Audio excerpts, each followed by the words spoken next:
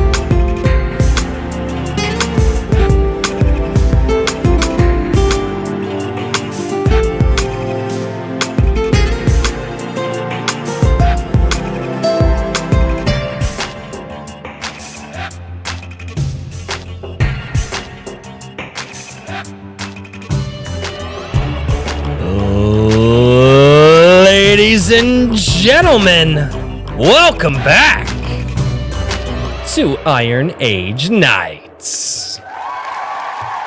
Hello, hello. One of these days, I'm going to extend that out. Well, you know, and just do the, you know what I mean? Just keep going. See how long I can breathe or hold my breath. Is that what you've done this time? No, Yeah, no, I did not. He was trying to race the applause Trying track. to say it's just that long. I always forget. No, yeah, no, no.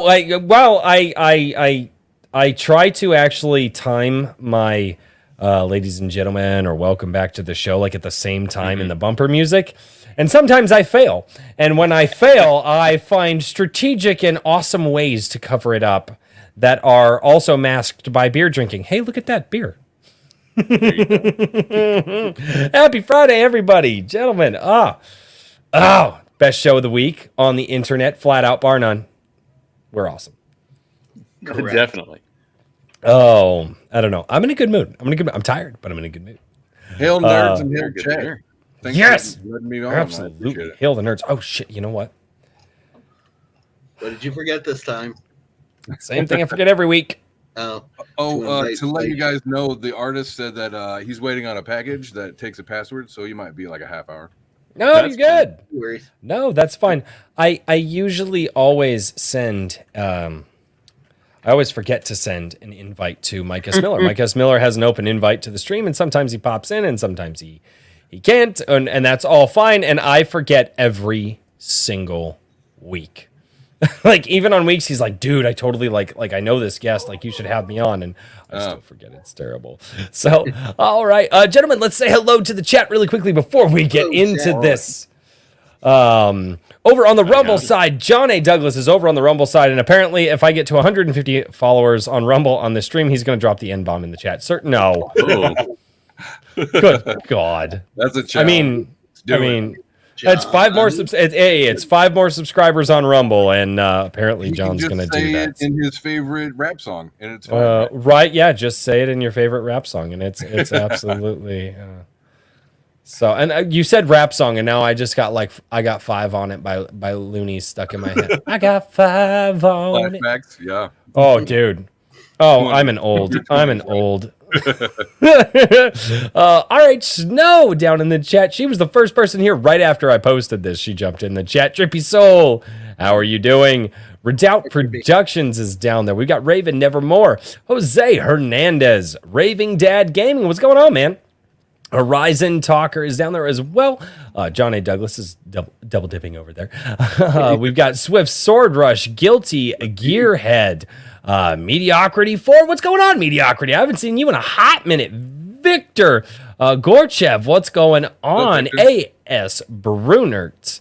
TJ Marquis is down there as well. Hi, Chris TJ. M.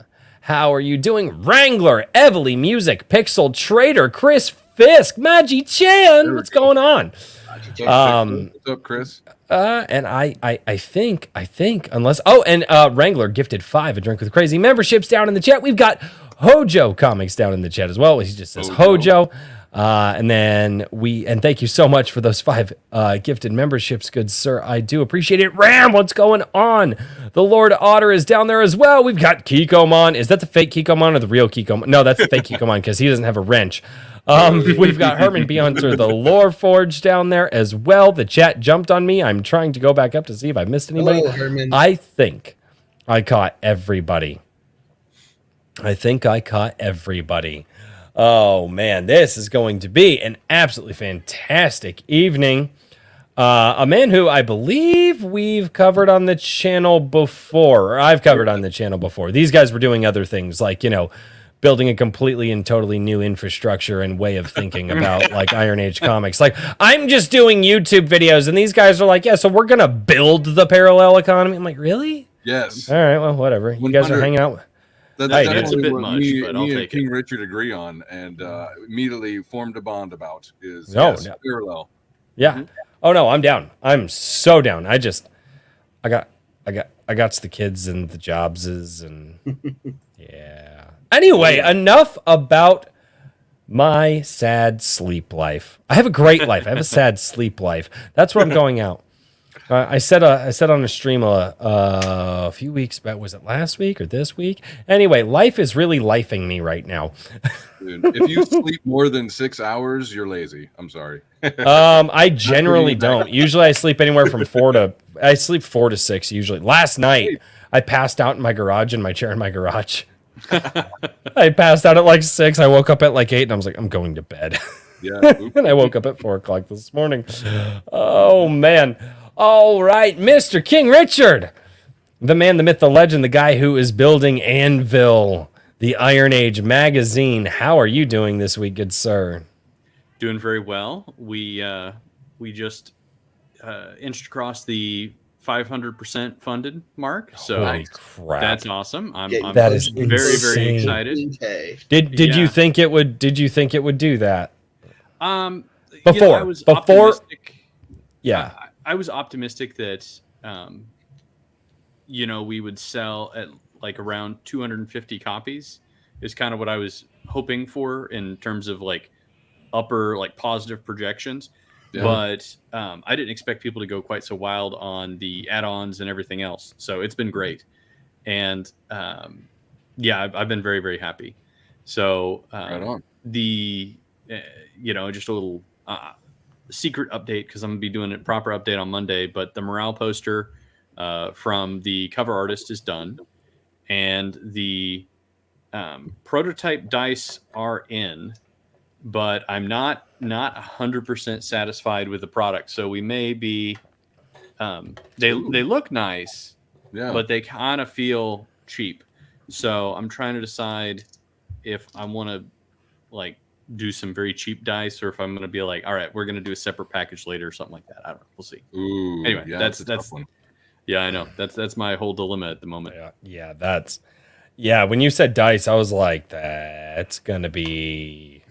What Well, you they got to don't do fit it. in flat envelopes, which was I knew, but Yeah, that they could be a don't. problem. They don't, in fact, fit in flat envelope. I mean, they do, but they make the envelope less flat. You're right. Yeah, right.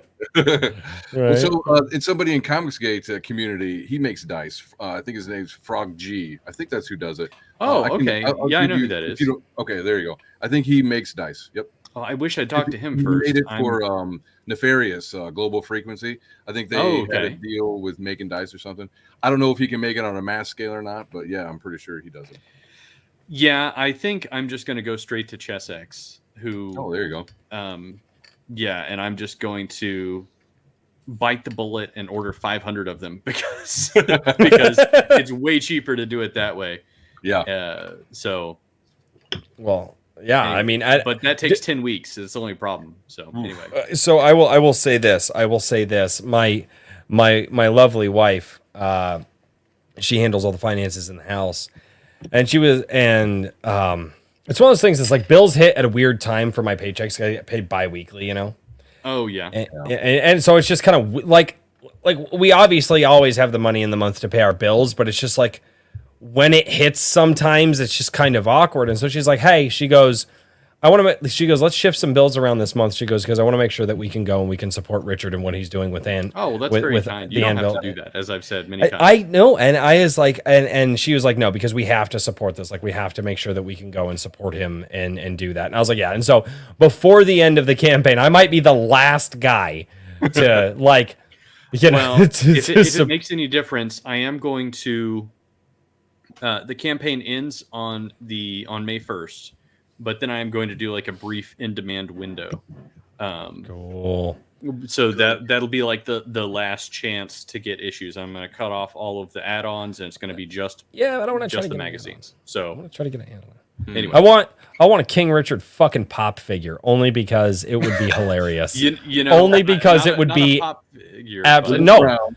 No, I'm not either. I've got them up on the wall because my wife, like, when she saw ones that she liked, she would buy them. But yeah, I would only for the memes would I want that figure. For sure. Richard with the Burger King crown on his head. Right? And chainmail. You'd have to have like a chainmail coif or Dude, something. can somebody please Photoshop Richard's face on the Burger King's face, please?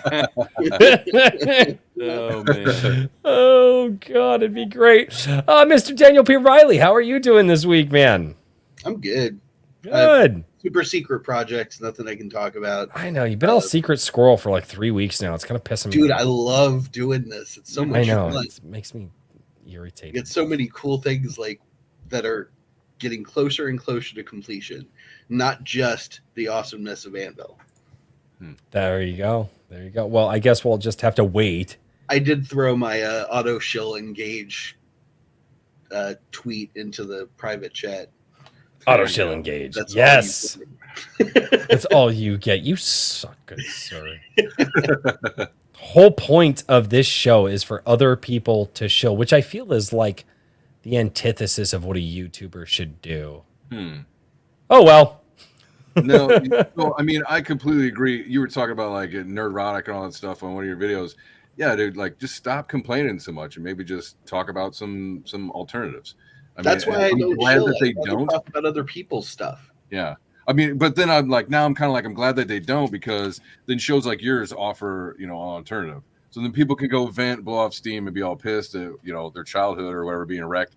And then here we are building an alternative, you know? Yeah. You know, and that was kind of like the dude, I realize the mistake that I made with that video, and I really wasn't talking to like the Friday Night Tights crew or the Geeks and Gamers guys. I was talking to kind of more of the longtime fans of those guys who watched them for years and have kind of moved into my space of like, okay, I'm just done hearing them trash. I was actually just listening tonight, and they were actually having a really interesting conversation about like Harry Potter, how the books evolved and things like with all the new Harry Potter. So they still have good conversation as I still listen to them. But my point of that was to try to tell people like those guys still need to do what they do because everybody has a different jumping off point. Everyone has a different point in their fandom and their and what they're doing where they go, what's going on? Am I the only person seeing this? Am I just crazy? Like, did this show or this thing that I really love just do this? And everybody has a different point. Some people, it was with Doctor. I didn't even know who Doctor Who was, right? And I didn't know, but I knew what Star Wars was, and I knew what they did with Star Wars. And then I was a big fan of the Marvel movies because I grew up with the cartoons, and I knew a lot about, and I still watched the cartoons as an adult. I've always been a cartoon guy. I've always been a TV and animation guy. And my point in that video was they still need to be doing what they're doing as long as these people are ripping down and terrorizing the stuff. What we need to do is offer that place for the guys like us who go, okay, cool, I've had my fill. I've had my catharsis. What direction do I go now? And I do not feel that I properly conveyed that in that video. I tried like hell, and No, just great video. I think it was fine. You know what I mean? Yeah. And it's the kind of thing that, I mean, good Lord, there's so many videos about the same topic over and over again, even from the same people. It needed You to know, be said. like you can definitely do another one of these here in a few weeks. You know what I mean? And everybody would be like, "Wow, that's a great point. I never thought of that before." Just to grab new subs, it would be a great idea. Yeah. I I think it's fine. You know, it's one of these things where, and this is kind of something I was just tweeting about this because I got a Indiegogo email, and somebody was like, it was even phrased to get me to click it in such a way that I was like concerned, because it was about No. you don't really want to follow into that thread, but I'll put my suit on for that. yeah, right. Never mind. It was like early bird special, you know, like Iron Age or Anvil, and they definitely like catered it towards the magazine, right?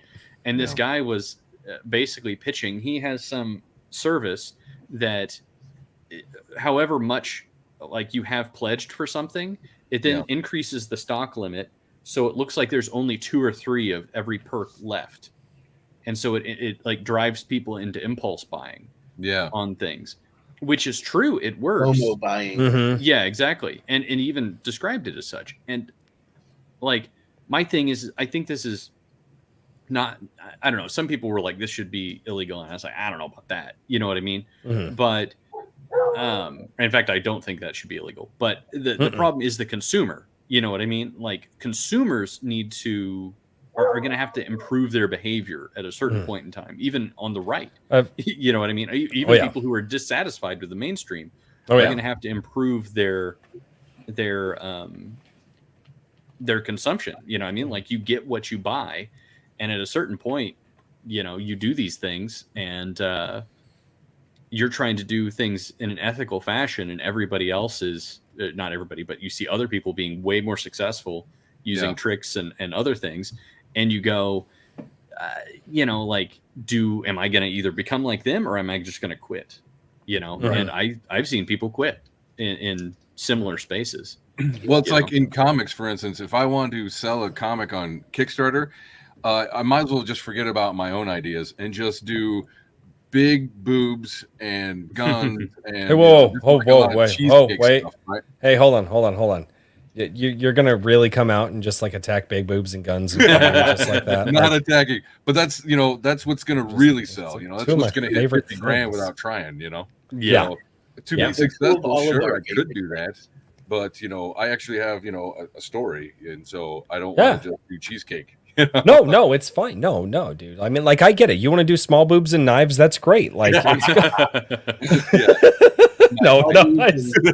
shots. But there is, and I've even commented on a lot of the smaller things that we'll cover on, like the Wednesday night show.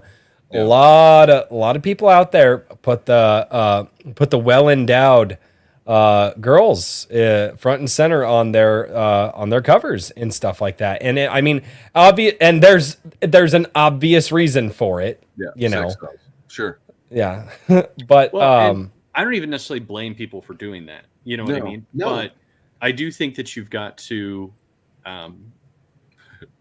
This is kind of what it goes back to, though. It's like the consumer drives all of this, and you can only complain about the consumer, or you can only complain about, oh well, I wish creators wouldn't do this. You know what I mean? Like, I wish we wouldn't do, you know, these gimmicks and everything else. But it's like, if it works, it works. And at a certain point, you're like, okay, are you going to tell somebody to like be less successful because they don't want to play the game?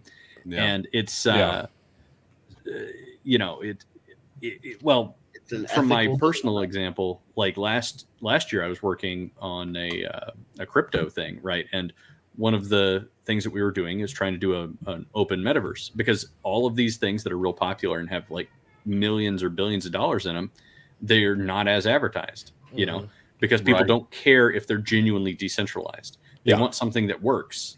as quickly as possible, but Yes. you can't get And as those simply things as and possible. decentralization at the same time. So everybody just stamped decentralization on it, and everybody just went, "Oh, I guess it must be," because they couldn't possibly just lie to us. Yeah, You and know what that's I mean? all based off of Ethereum. Yeah, exactly. And so then we were looking at it and we were like, okay, well, we could do it this way, but if we did it through like even an NFT system, then we literally could not engage in some of these things because so many people who are in the NFT economy they're totally focused on number go up. You know what I mean? Right. Yeah. And so if you did not employ every method, no matter how ethical you felt it was, to increase the value of your product, people would get mad. Yeah. You know, and it's like this is just a no-win situation. So there were some good people who just walked away from it. Yep. You know, and I don't think that's going to happen with the Iron Age, but I do think that there are people who are probably more sensitive to it as it goes by. So I don't know. I was just, anyways, total sidebar there. No, you're good. So really quickly before we actually introduce the guests, because we still haven't gotten into guest introductions, but that I love that as an intro conversation. Pixel Trader says, "I drink with crazy," because I did cover this, and it was one of my picks for our Wednesday shout out streams, but I don't think I could have shown it on, so I couldn't actually show it. I did share the link, but it is AR13L, which as you can see is Ariel, right? Is definitely front and center, but specifically because we're trying to counter the cutesy image of the Little Mermaid. And they are. So they're trying to do a twist on the Little Mermaid. And Yep. That's yeah, and that's totally fine. And I mean, it Is she okay, wild? let's not mince words here. It's a big titty girl shooting a belt-fed machine gun. Like, Mermaid. I think getting revenge. Mermaid. I think it's a Right? revenge story. I'm not sure. I don't know, but like obviously, so there's it's called it's Mermaid is what they call it. But Mermaid. the artwork looks fantastic, and obviously they're doing it, and you can have fun with it and stuff like that. But there are some people out there that, you know, because they're nope, gonna get into too much of a 30 set. Guys, leave this, keep this going, guys. We'll definitely get to this conversation later, but I would be absolutely horrible if I did not get to the final introduction or the second to final introduction, depending on when the latent gay people show up, as it were. Ladies and gentlemen, I want to say a very, very happy and awesome hello to Aaron from Immortal Rising Comics. Sir, hello. how are you? I made it. Yeah, man. So, yeah, you made it. Yeah, you made it to this channel. It's the end of your career. I'm sorry. I wish. Yeah. I Well, wish. it's over. That's we over. got to It's you done. before the half-hour mark, so we're We're doing good. We're doing good. No, I've enjoyed the show for I don't know. I guess a couple months now is when I found you. So, and I want to say that was through Richard. You know, probably clicking on his stuff and then seeing you as well. And like a lot of the Iron Age, you know, it tends to algorithm together. So I'm sure it was around similar times, which is kind of funny because I was around the time that you did the the Friday nights tights, you know. Oh, that's interesting. Yeah. Yeah, it's around then. Isn't that funny? Because I No, saw that- your that bankrupt is. as well. Yeah, that is interesting. Oh, sorry. Thank you, Eric Wag. I appreciate it. Oh, sorry. Terrific. No, and that was a more recent video too, and yeah, and I it's so interesting, kind of who you bump into on the internet and how you know people. Because I've been checking out what you're doing. I think I've seen your stuff floating around. I think I've covered it once or twice, and you may have. I believe you've posted a time or two in my like a drink with crazy like Wednesday. Oh yeah, yep. Wednesday, sure. yeah, because and it's one of those things that you talk about, the creative side of what's happening with people who are calling themselves Iron Age or Comicsgate before them or whatever. Yeah. And the interesting thing is there's so many different things going on. And it's part of what makes this show really cool is because every single author or creator that we have on has a unique thing happening with their story. They don't have a bland thing happening. I don't think we've had on one creator to date who is just bland, generic story that wasn't filled with passion and creativity and influenced by some of the things that they love. And so if I would absolutely love for you to give some of the background on what you're working on and how you got there. Sure. Well, first I wanted to say something about the Iron Age and kind of like what it means to me, because like we have some kind of stuff where like Razor Fist is talking about Iron Age and it's kind of becoming a thing, and it's like, well, little purity test. Well, what does Iron Age mean to you? Why are you here? Kind of stuff. So I guess the way I look at it, and I've had Richard on the show, we've talked about this before, kind of my views on it, is it's kind of funny that right now with my kids, we homeschool and we're going through ancient Bronze Age. Well, of course, the Bronze Age collapsed, right?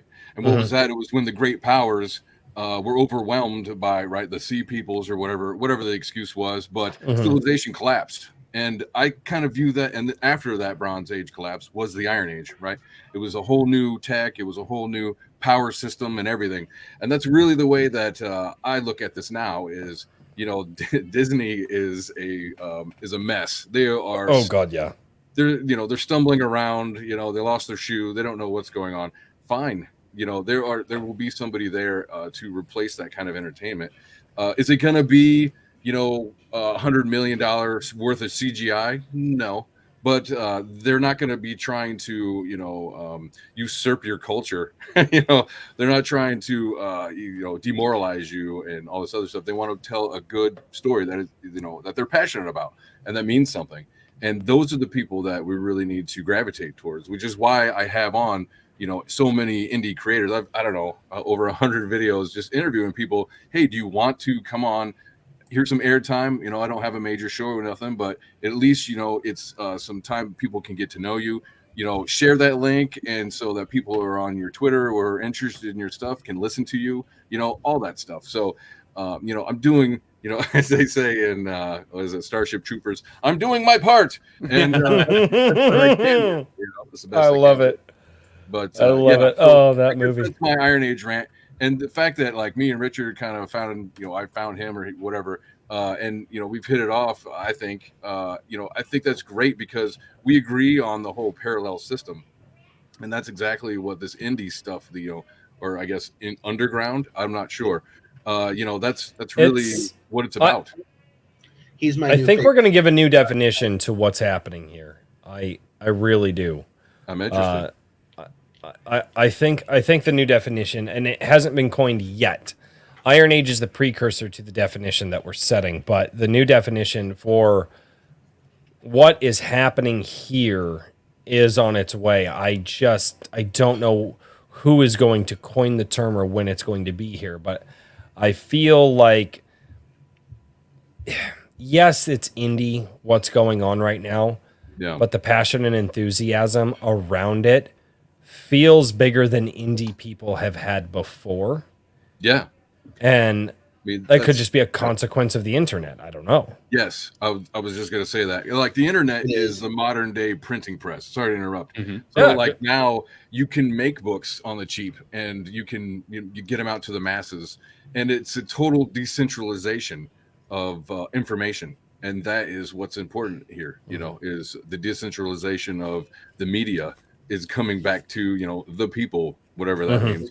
So, get it out of the hands of all the subsidized corporate giants who are basically owned by the same six, people or something dumb, or six corporations own BlackRock, Vanguard, Yeah, that kind of stuff. So great. Well, they can just eat themselves, and we'll be out here, planting new gardens.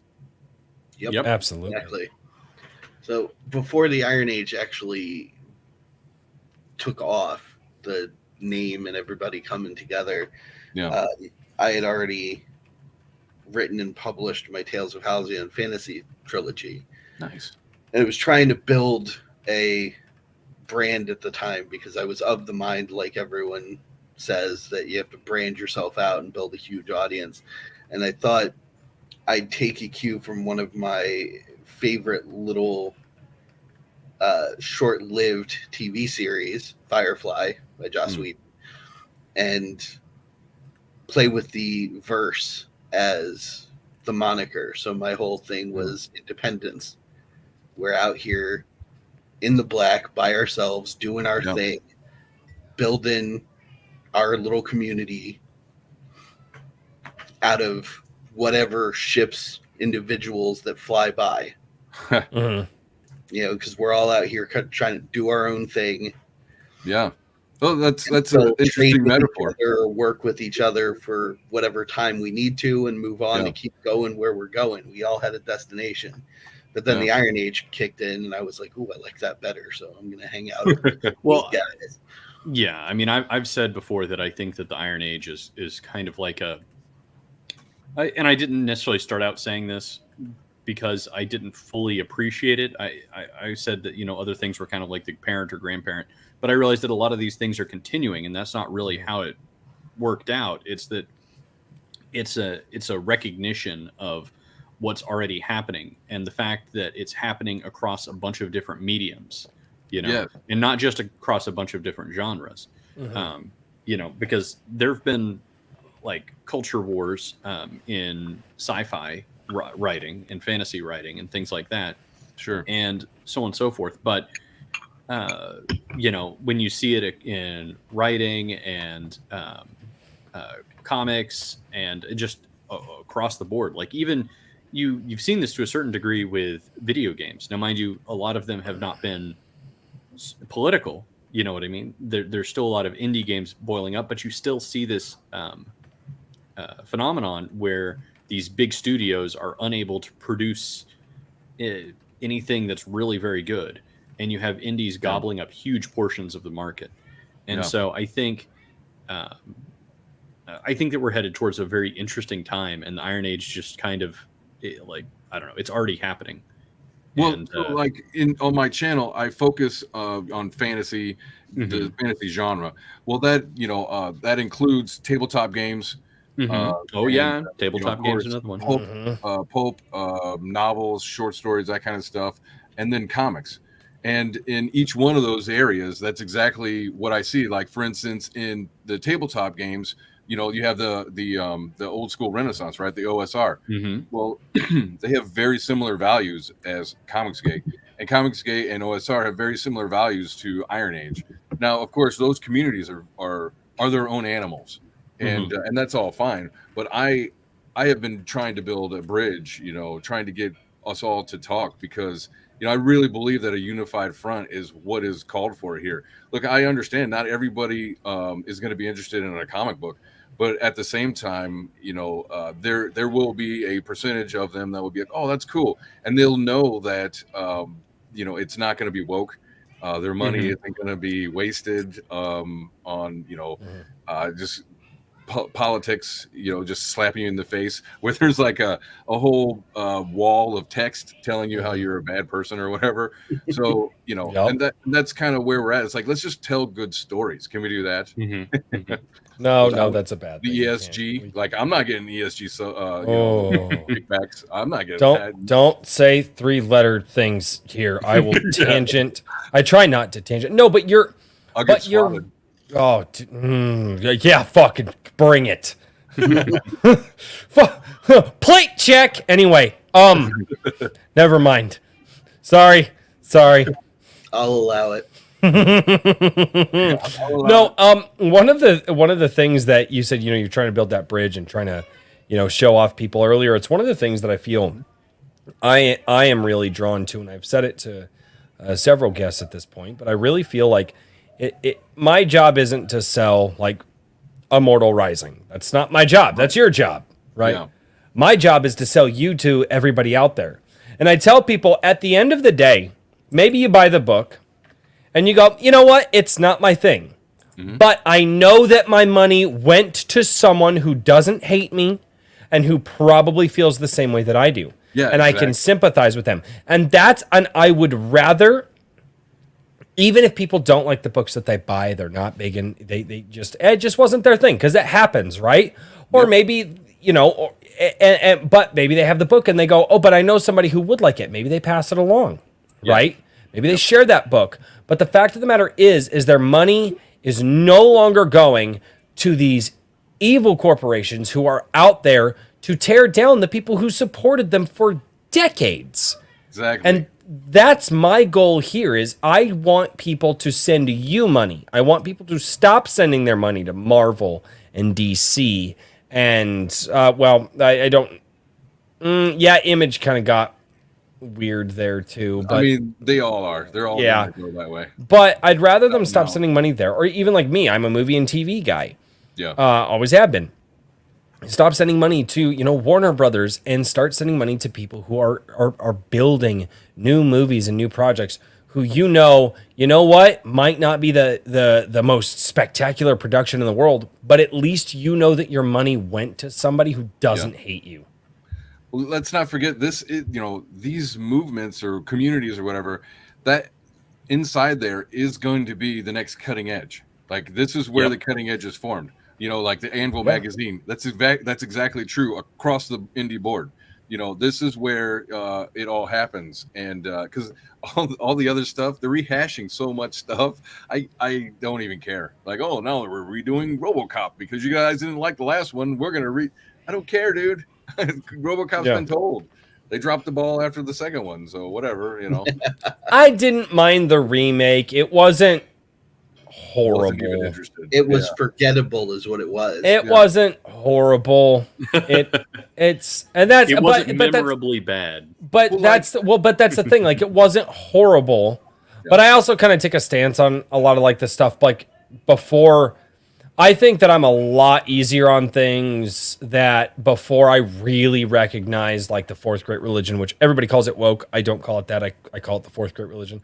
Before that really started taking over. Yes. I'm a lot easier on a lot of things, and I'm like, all right, like it's I've seen dumpster fire movies. I've seen movies so bad you have to have them in your collection to watch them once a year just to marvel. Oh, dude. Oh. What was up? Oh God, what's that one? Chat remind me and/or panel. It has John Travolta. He plays an alien, and they capture this dude, and it's Earth, like several hundred. Battlefield Earth. Oh my God. That's Scientology right there, buddy. Oh, that's their origin story. Dude, that movie. When I think of peak bad, it's so bad I need to buy it and put it in my collection, which I still haven't. Like, that's the movie that I think of. Yeah.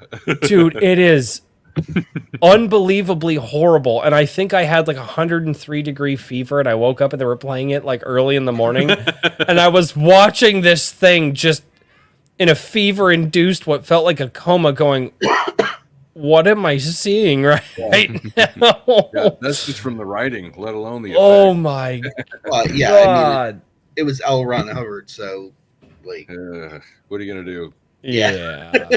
Satanist sci-fi writer. I mean, oh God. That man was wild.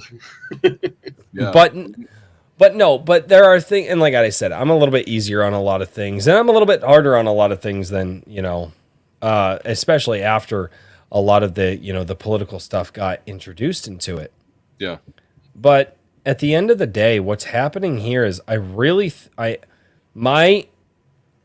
want what we're doing to build to a point where we start taking some market share away from these people. Yes. Even if it's just 1 or 2%. I mean, these are billion-dollar industries, so think about that.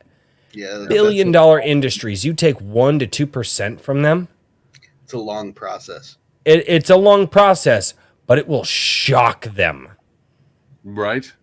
Yeah, I don't know. It's like, but how do you get all of these decentralized guys with no money into people's eyeballs? Like, how do you get it in front of them? Put them on a drink with crazy. Like, that's literally what I've dedicated my channel to. The truth of the matter is, it's just time. Yeah. Well, yeah. Time, and you have to have patience. I think working at it. Yes, but you also have to have a realistic delivery method. You know what I mean? Or at least every person like that you think about that you're selling to, I think it's important to start thinking about somebody who's 10% more of a normie than they are, right? You know what I mean? however you want to phrase it. Like everybody who's in our chat, I think, is already pretty aware of things and generally understands the problems with the media and everything else. But you got to think about somebody who is a little bit less engaged on this topic and figure out how to get it in front of their eyes, and then a little bit more and a little bit more. And so that's where, things like going back to Friday Night Tights and everybody associated in that kind of sphere, is that there's still a lot of people who nothing exists outside of the legacy media to them. They understand that what's there isn't good and they're frustrated with it. So they go there to hear their frustrations articulated. Yes. And that's understandable. But those, the thing is that you need to find a way to entice those people into this market and this economy. Absolutely. And so that's kind of part of what I'm trying to do. I think that's what we should all do, but I'm trying to be a more generic, I don't know, not necessarily generic, but like a more broad ship that everybody can pile into and get over there. You know what I mean? Yeah. So yeah, definitely. Well, I think so many people, they get used to like the complaining and a little bit of the dopamine hit of being able to listen to somebody just rant about the same shit that they're pissed about, even for just 20 minutes or something. But, like I can only put up with that so much. Like I can't listen to a lot of mainstream. Well, I guess I consider them mainstream, but like people like, Crowder and Shapiro and all these other people that are given to us to listen to them complain about stuff we're supposed to be mad about. It's like, I'm like, no, I'm listening for answers. Like who has ideas to get out of that? Like, I don't want to just hash over the same crap every day of what I don't like. Let's talk about answers, and that's where I am now. It's like, that's why I talk to everybody. The threshold. That's what it is. That's what that is. Yeah. You cross the threshold that, as Richard put it, the normies have not. So, and that's why. Well, I think a lot of us crossed it years really ago. The only thing that you can do, just keep consistently putting your product out, even when it seems like it's not going anywhere, because more people, given time, will cross the threshold. Yeah. Well, that's how I'm actually approaching my comic. Is like, well, first of all, I have issue 1; it's complete. Let's go. Got issue 2, like 99% complete. So, am I going to make any profit off of 1? Of course not. I'm trying to just make it so that I can print it and get it to people who are interested. And if I have any extras, then I can sell them at cons and spread it more. And then I'm going to do issue 2, do the exact same thing. Like the whole point is to get it going so that people know it'll be there, and I will have it for the rest of my life. Like Jose Garcia is a professional artist. Like nobody else has this kind of talent. They don't use his style. He's very, if you're even close to the scene, you can probably pick him out. And so I'm like, I have these beautiful images and this great story for the rest of my life, and I'll be selling it for the rest of my life. And I know it'll take time, but eventually I'll get to issue 3, 4, 5. It's just going to take a lot of time and patience, But I garden, so I'm used to it. Right? Yeah. Well, Cultivating. Exactly. I was gonna say that. Why did you steal it? Sorry. No, you're not. Don't lie to the people. No, and so okay, so I do have to joke about this, but this lady here, when we have covered your book on the show, Big Titty Goth Girl, Titty Goth Girl. Okay, yep, you already knew where I was going, and I put it on my channel. It was hilarious. Did I was you really? A Drink with Crazy reacts to my commercial or whatever. Oh my God, that's right. I did see that. Great stuff. I really like the feedback. About the colors. Yeah, these colors are not found in normal fantasy. No, art. you're. I will say this. Looking over this, you really. What's so interesting about this is the way that this comes across is a bridge between like manga art and Western comic book art. Yep. And there is a selling point there that I am too stupid to understand, but it's there. Yeah, that's just his natural style. Like he's worked for Like everybody. that's His just. hands are just scarred from animation. I mean, this here, I'm not even kidding you. This here gives me like old school, like Digimon vibes. And I mean that in a good way because I love that Yeah. show. I got my kids into Digimon. Like cool. they'll go on Digimon binges for months, and I'll watch it with them. And this gives me like when the Angels would come out, like this. It's incredible what you're doing, or I guess what Jose is doing with the artwork here and how it's coming out. I mean, this came off very 40K to me when I first saw it because we did talk about the character design at least on those two characters. The other ones was with a different artist, but yeah, and I was like, yeah, do it, dude, because like with Jose, he's so funny. He's like a lot of artists will be reticent or hesitant on drawing a lot of detail. Like they don't really want to get into a lot of detail, and Jose will get bored if you don't give him something crazy, abstract to draw. And so he's like, he tends to like the because it's two stories. You have the main story, which is like a first level group, and then the secondary story is 10 pages, and that focuses on the gods or the good gods, and like basically like the high level guys, and you get to see everything from two very different perspectives. And with the gods story, he can just go crazy with his his talent and ability. So I love to watch it. Like that's half the fun, is just seeing what he's gonna come back with. Like, so issue 1 is really cool. Like it's great, get you warmed up and everything. But issue 2, he really kind of lets loose on some scenes. I'm like, oh my God, man, like you really got to drink it in. It's cool. You guys will like it. I'm looking forward to it. It'll be neat. And I like the intro, like the price on this, you get the basic tier or perk or whatever is $20 plus shipping. So you get the physical book, the PDF version, and then for now with you get the early bird card. So I mean, that's pretty cool. Yeah, it's a great deal. I actually I was going to pick it up anyway, and then I was like, "Ooh, this is nice." I'll I wanted to structure the pricing so that a hamburger.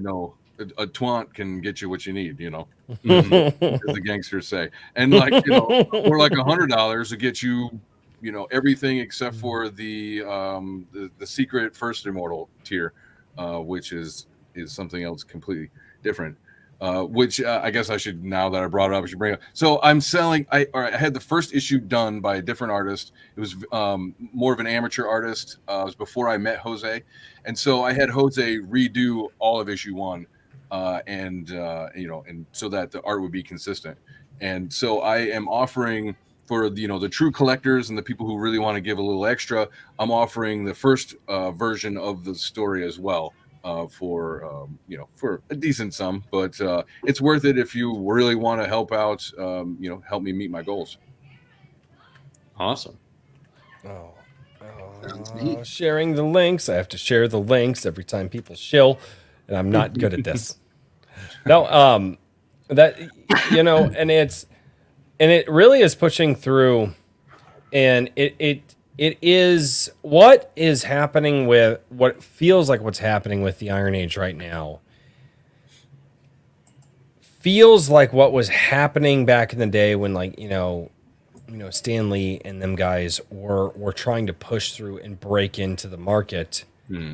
And it is aggressive what everyone is doing. I mean, I've not met a single author or artist or movie producers. We've met. I've chatted with some guys who've done who are developing games, tabletop and things like that.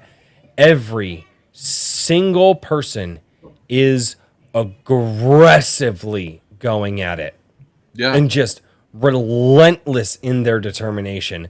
And it really feels like we are on the precipice of a new media revolution. And I'm absolutely, like I said, I mean, it would be absolutely fantastic if we could get the parallel economy kicked off in this way, because the old media won't die. And I would rather the money go to people who are aggressively hungry for it versus the people who are just, lazily selling it like what the media has been doing. It's not an if, it's a when.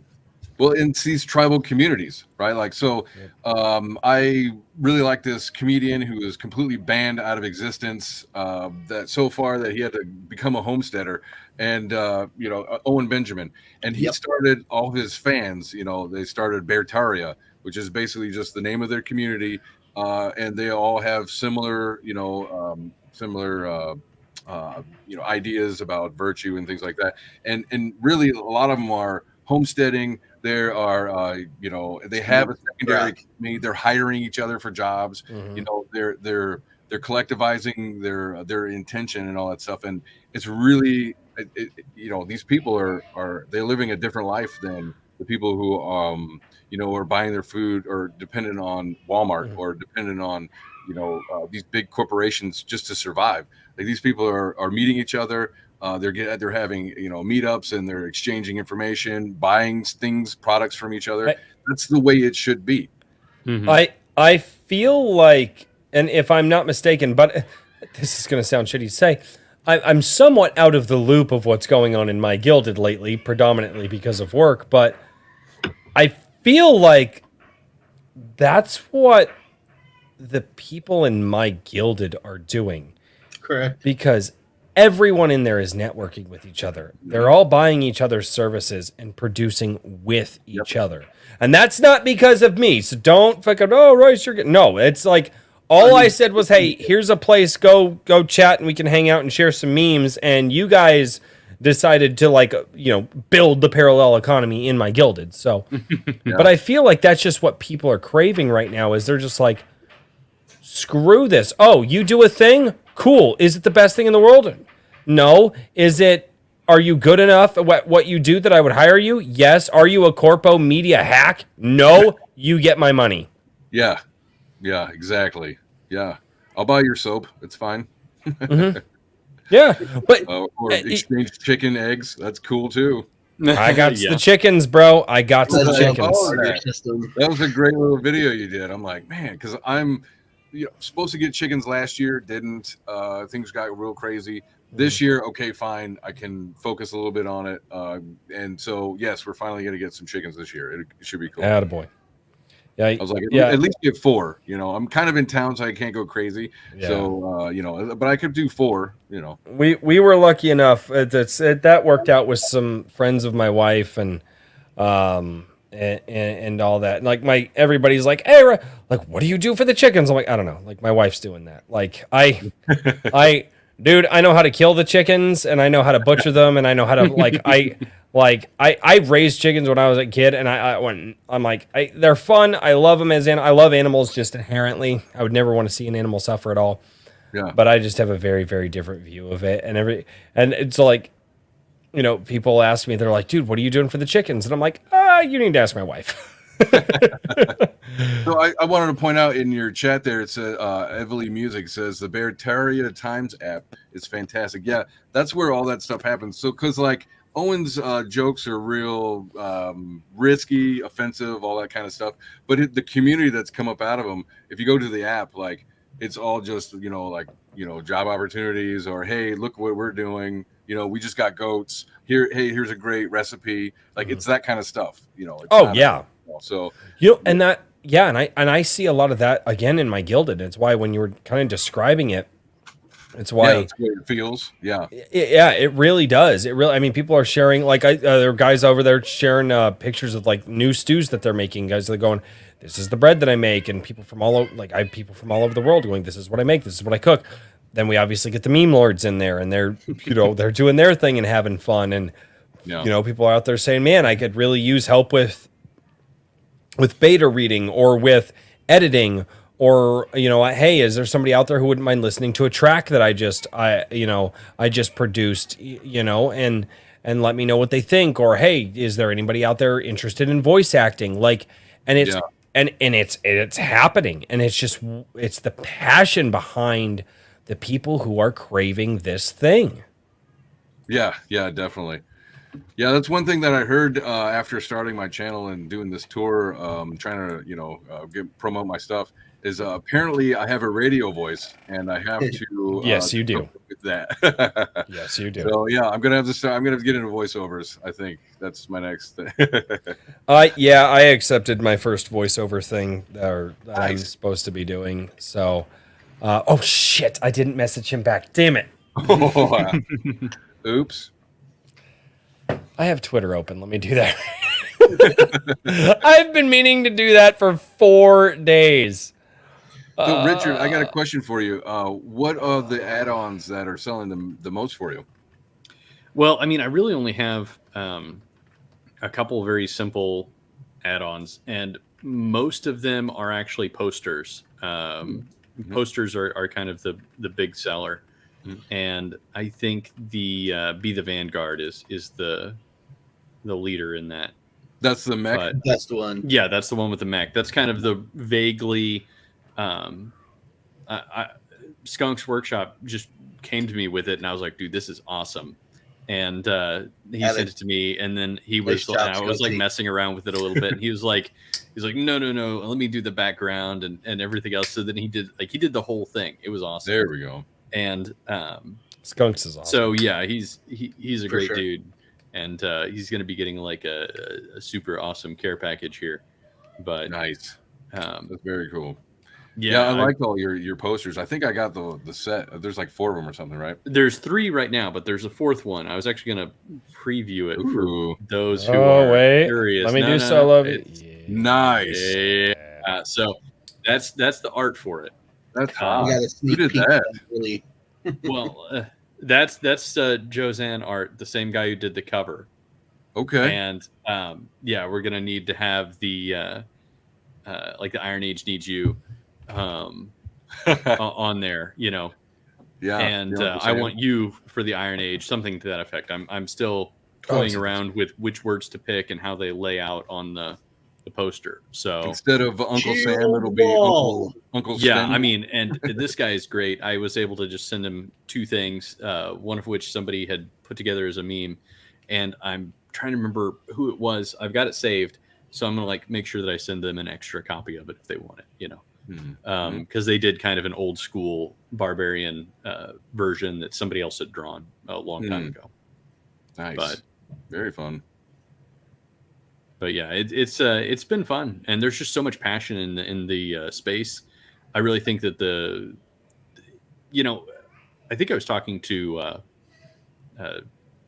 Jake Calta, the designer for Anvil and 365 Infantry guy, as well as a host of other things that he does.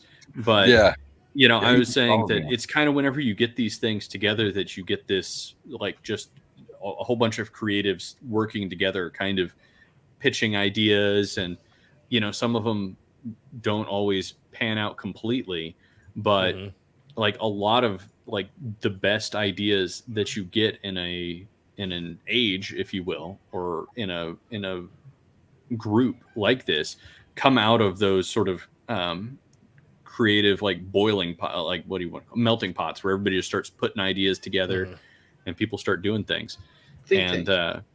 You know, in some ways that's kind of what Anvil has been. So I've been really, really fortunate to have that, you know, benefit from that. Yeah. So how often are you going to have it come out? Like yearly, quarterly? I don't quarterly. I don't want to like. I was gonna say I don't want to talk too much about it because we gotta. Oh well, Royce just disappeared. I was gonna try and get him to get. I'll be right back. Crowdfunder. Oh yeah. You gotta go pee pee. There you go. Don't forget to wash your hands there, bud. I'm not a barbarian. I just have toddlers. Kinda sus. Yeah. You gotta get in here something now. No. Yeah, actually, tomorrow I'm going to be putting out the submission guidelines for issue number 2. So that's going out. It's going to be. I can't wait. Yeah, well, it's like one of these things where one's not out the door yet, and I'm starting the second one. I'm like, well, this is how it's going to have to be. Let's start running. You know, especially if you're doing quarterly. Yeah. Yep. I mean, each campaign is going to be. Well, the first stop's with me, so you don't really have to worry about too much.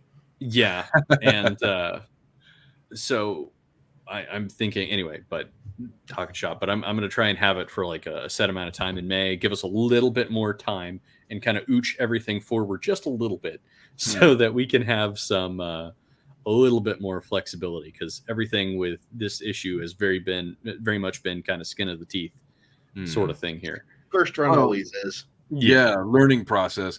Yeah, I mean, I thought I had everything cool, everything's great, but it just okay. Now I got to do this a little bit better. That doesn't look as good as I thought it would turn out. Like for instance, my page would not look anywhere near as good as it does without Chris Fisk, who's in the chat right now. Like he did all the graphic work. I mean, he's yeah. I didn't do the best job on the perks. I definitely could have done better with some of the perks, like the little images and things. There's so like creating a crowdfunding campaign all by itself is like its own little skill set that you have to develop, you know. And I'll be honest, like part of me is definitely wanting to move to direct sales and subscription type service as quick as possible, just so I don't have to do it anymore. You know? Yes. I don't know. I'm probably going to keep doing the, going back to consumer behavior. I'm probably going to keep using Indiegogo for at least a couple more issues, as long as people are moving on the add-ons. You know what I mean? And kind of have like, listen, if you want to support me directly, you can actually get this for like $2 cheaper, 10% off through like Iron Age, like shop.ironage.media or something like that. You know what I mean? Yeah. And something like that. Or but if you want it and you want all the add-ons or whatever else, we'll do it through Indiegogo, because I actually see Indiegogo as like a point, and until they shadow ban me, which I assume will just inevitably happen at some point. Yeah, eventually. Shift to Fund My Comics. Those guys. I'm going to probably try and do parallel with Fund My Comic as well. Me too. They're good guys. I was watching John A. Douglas interview. What is a good interview? Stone. Yeah, and I enjoyed it. The problem is that I like moved it. I was listening to it like 2x speed, and then I eventually got into the middle of something and I realized that I wasn't hearing what I was listening to. I was like, oh crap, I got to go back. Gotta go back and re-listen. Oh yeah. Yeah. But I'm definitely going to be cool. looking. They've got a lot of plans over there, like, because for instance, I'm asking questions, and they're like, well, that's maybe next year kind of stuff. Like for instance, distribution, like how do we get our stuff into, possibly where local comic shops can be like, hey, I'll buy that, like, give them a catalog and perhaps they'll actually start buying some indie stuff. I don't know what that would look like, but they were like, well, we can't really get into it yet, kind of stuff. I don't know. Apparently I'm a forward thinking person, because like I say those things and everybody's like, well, I can't talk about it just yet. So I mean, I think that the need for these things are there though. Well, that's the thing is, I think that there's actually a number of people in the space who are thinking about these problems and trying to figure out solutions to them, but you never want to talk too much about it before you have it in place.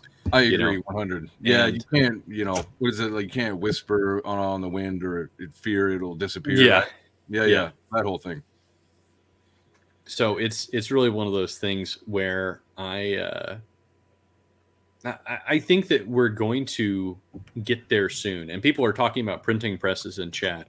I saw that. Yeah, I'm not totally following entirely, but I do think that we're going to have some physical media solutions, or at least we need to start looking at how to do some more direct subcontracting. You know what I mean? Yeah. Okay. You found it. I see. Perfect. Yeah, like I need publishing or something, and then you have a catalog, and you can ship it to I don't know, hobby shops or wherever is going to buy the stuff. Well, and talking about growing the entire market. You know what I mean? Like one of the things that's kind of nice about the Iron Age, and I kind of view it as I don't view it as like a strict alliance or whatever, but I kind of think that there should be at least some level of goodwill and kind of non-aggression pact between various groups. And, not that everybody has to, sit in the get along shirt and hug each other or something, but the short bus. No. Yeah. I mean, the thing is that there's a huge number of untapped consumers out there. We really don't need to be squabbling over who gets, you know, I don't know. To me, people are prone to infighting, and it's like, don't do that. Yeah, no, don't. Well, it's like I commented on this last week, and it was I heard Nick Rekieta talking about it on one of his streams. There's like 8 billion people on the planet. No one has come even remotely close to tapping in to all 8 billion people. And there are, and then on top of like, so you have like the 8 billion, and there are what, 2 to 3 billion people that are watching videos. And nobody has come remotely close to tapping into all of those people. Mm-hmm. There are enough people out there who will like what you are doing. And the infighting stuff just it drives me nuts, because I feel like it is wasted time. Right? There's one thing when you know that the enemies of I guess the tenets, the core tenets that we believe in, you know, truth, honesty, fellowship, things like that, you know, marriage, having kids, you know, whatever the things that unify all of it, live and let live, right? Virtue. Like, you know, virtue, you know, like I like guns, you like gun, like, right? Like it's, and why the hell would I want to take a hatchet to somebody who believes in most of the same things that I do simply over a squabble? That makes no sense. Well, and I don't know, to play the devil's advocate slightly here, I do think that there is value in gatekeeping subgroups. You know what I mean? And now that's where I kind of feel like I sort of want to say, you know, for Iron Age, let's try and keep it open and not hostile. You know what I mean? Okay, so here, if here's where I say I own, you know what I mean? Like I own the Comicscape brand. Here's where I kind of gatekeep on this channel. And it's something I've had people tag me in some really great work, and I go and I check out their Twitters, and I'm going to be perfectly honest. If somebody has pronouns in their bio, even if it's their like bio, like, oh, he, him, or she, her, or whatever, I'm like, I won't have that person on. And you look at, they're not even political people on their Twitters and stuff like that. But it's one of those things is it's like, that is so associated with the absolute degradation that's been going on and the attacks that have been going on in the culture of freedom and thinking and becoming more than what we are, writing stories, passing down the wisdom that we have to the future generations. These people have been trying to eviscerate it. And even if somebody just goes, oh, everybody else is doing this pronoun thing in their bio, I'll just do it in mind, I can't necessarily trust that's a thing. And so in that regard, if somebody necessarily has pronouns in their bio, I'm not hosting them on the show. And that's kind of one of the gatekeeping things that I have to do, because that's one of the few things that I can do. And in that regard, to gatekeep somebody who you're not sure shares your values, but to gatekeep against somebody who shares your values seems strange to me. Yeah. No, I hear what you're saying. And by all means, I think everybody needs to have their own individual quality filter. You know what I mean? Like their own standards. There's no way that I would argue against that. You know, it's just the terminology. Like if you want to say Iron Age, I'm not going to try and, you know, if I find somebody using the hashtag that I might not agree with, as long as they're, you know, independent and not going out of their way to attack other creators and everything else, I might not, you know, host them, because there's some people who have content that I, you know, I just can't support. You know what I mean? Sure. Yeah. Content of character is important, right? And for who you associate with. But like talking about the pronoun people, right? Well, a lot of those people who aren't crazy into the politics, the problem with them is that is a go along to get along mentality. And that is exactly how you get swept away into a drain. right? Like there were plenty of people, you know, I hate to go, you know, to there, but there's plenty of people in the crowd, you know, doing that hand salute that didn't give a fuck about anything that hand salute meant or any of the propaganda going on. You're not wrong. They get along to get along, and that is dangerous. That's just as dangerous. Yeah, no, and you're 100% right. And I think that that's part of why because again, so there have been a few people who've tagged me in this this person on Twitter who is doing this animated work, and the guy has put blood, sweat, and tears into it, and it looks, sounds, and feels phenomenal. Yeah. But in the bio on Twitter, it's just this. It says he, him.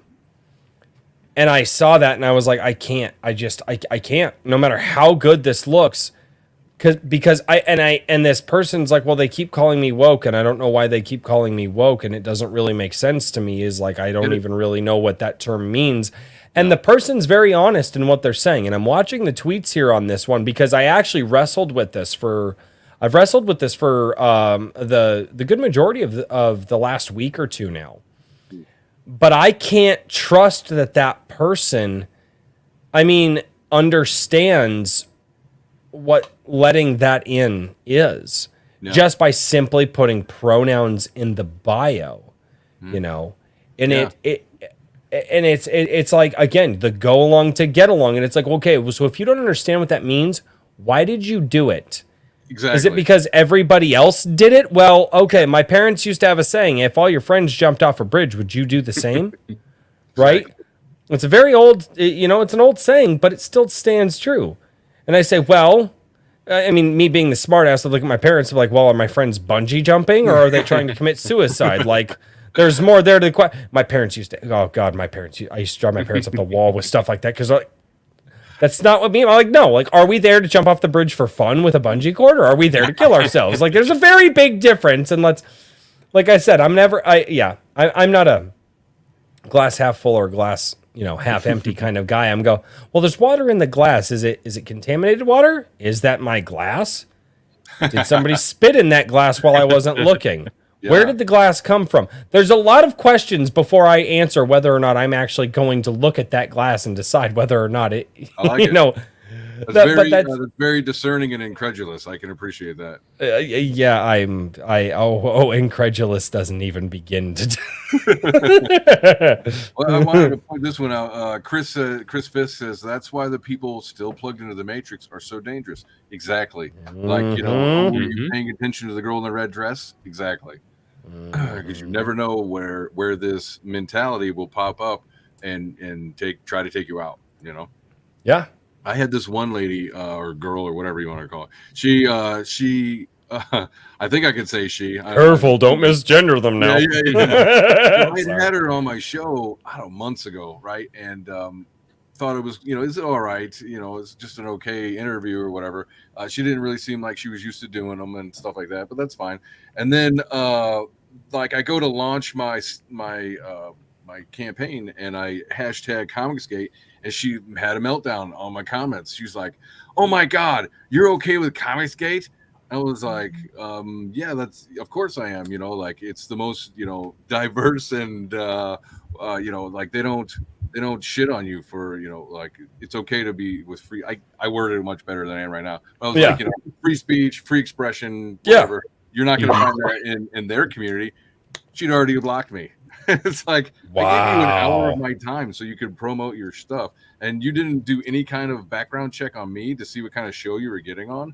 Like I didn't care about her. Like the stuff that she had in there, might have been considered inclusive and diverse, but I didn't mind. But it was that she, minded about my community and my history and stuff like that. It's like, so which one of us is the bigot? Yeah, yeah. How do you explain that to them? I will say this: it's one of the lucky things that I have on this show is that every guest that comes onto this show runs through all three of us. I've had people that, hey, I recommend this person. You should get on this person. Hey, like I'm doing this thing, and maybe I've interacted with that person quite a bit, and immediately any of us go, hey, we go to our group chat that we have, and we say, hey, this person, we're looking at them. I've either interacted with them for a long time. I trust them, look into them real quick. And most of the time I would say it's a no-brainer. There was one though, where it involved a deeper conversation, and it was a few months back. And it was one that we were like, do we really want to bring that type of personality and what that personality brings to the show? Do we really want to do that? And ultimately, I think we all agreed that it probably, let's just not, maybe later down the road, when, if we build the show and one night we're just like, all right, guys, we're going to try something a little crazy here, because as shows and build, then eventually I talked him into letting you on tonight. yeah, it was months ago, but months. But no, that I will say, but that's the thing, is that there is a level of gatekeeping, which feels weird to say, because I guess I just don't want the insane people that took over Twitter to invade what we're trying to build right now. Because the first chance that they get, they will. Because if you think that they're not paying attention to any of us because we're small enough, you're insane. You're insane. There are people out there that are watching this, and the second that it builds to a certain level of notoriety, they will be begging to come on, clamoring. Oh, I'm this. The grifters will come out hard. When if for some reason my channel shot up to, I don't know, whatever the amount of subscribers it takes to get the notice of these people. Right. I don't know what that is, but whatever that level is, if it did that tomorrow, they would be begging to be on the show. And what Richard, Daniel, and I do every week, and we kind of look into the guests a little bit and figure out who they are. A lot of people we've had interaction with on Twitter and other social medias for months. Yeah. It would change overnight, and these people would beg to be on. They would come on and they would try to grift as hard as they could. And actual grifters, right? Not like what they call us.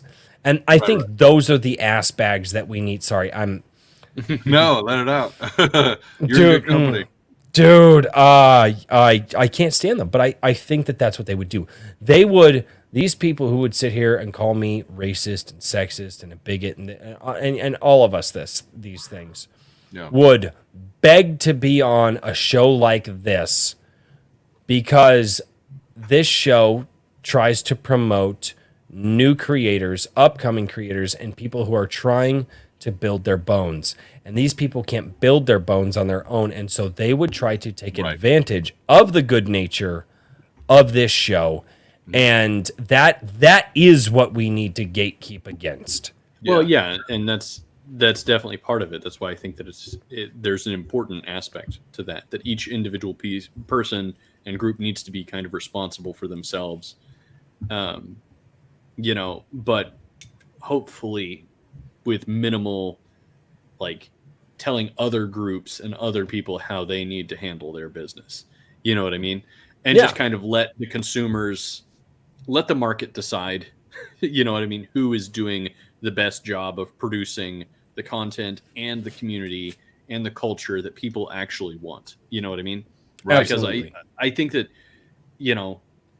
going back to the same thing as before, like, people can get very frustrated at, ultimately they're really irritated with consumers because they're like, authors, for example, they're like, buy my book, and then they'll be like, there's too much paranormal romance. I hate those people.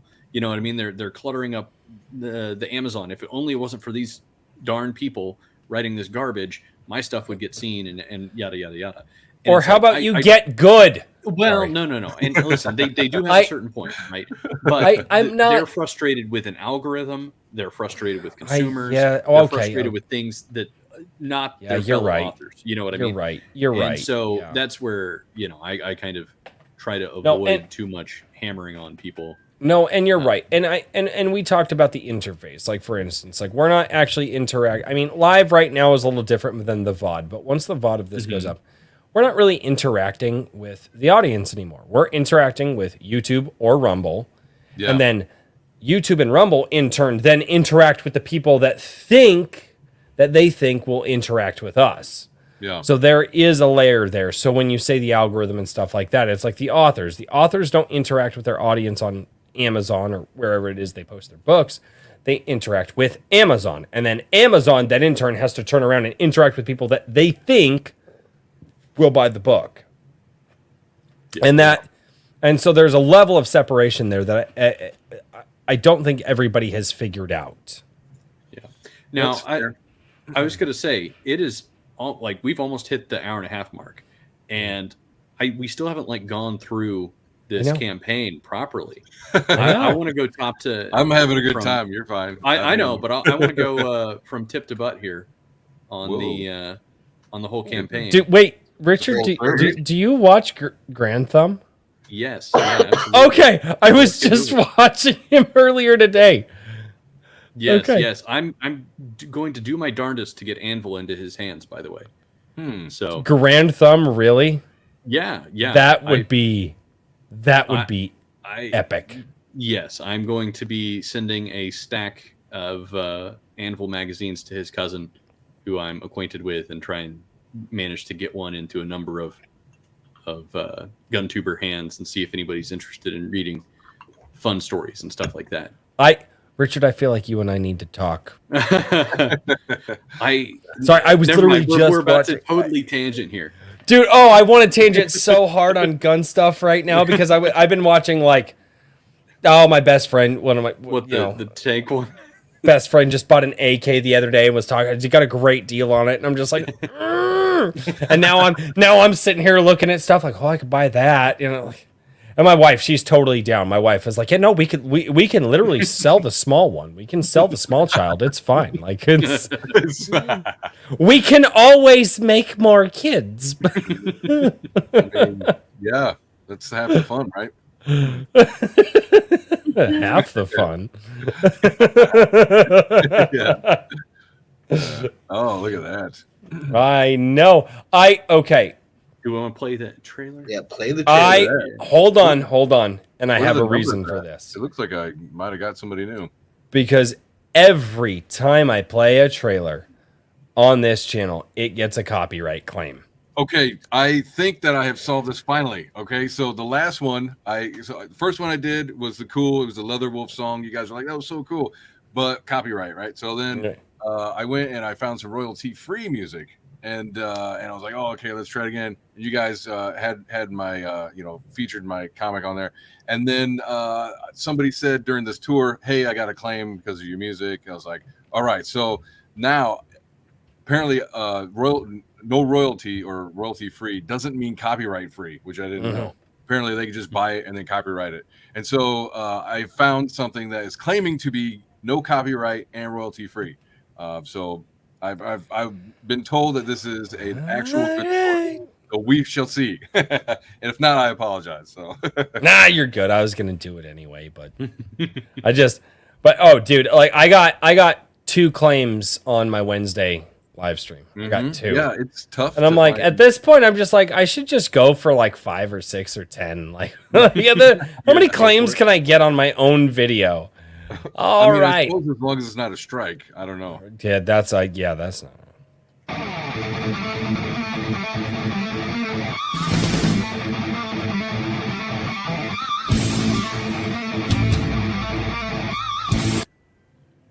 Where's that music from? I can't remember his name. It's Eric something, but the name of it is Run. I titled it Run Comic Commercial. Yeah. This picture. That's the image. That's the one that I. Yeah. Oh, that you're talking about? I thought you meant the music. Yeah. No. I was talking about the music, but this is the image that I have. I remember. Why is that? Yeah. Very, very white eyes in this. Just white eye. Yeah.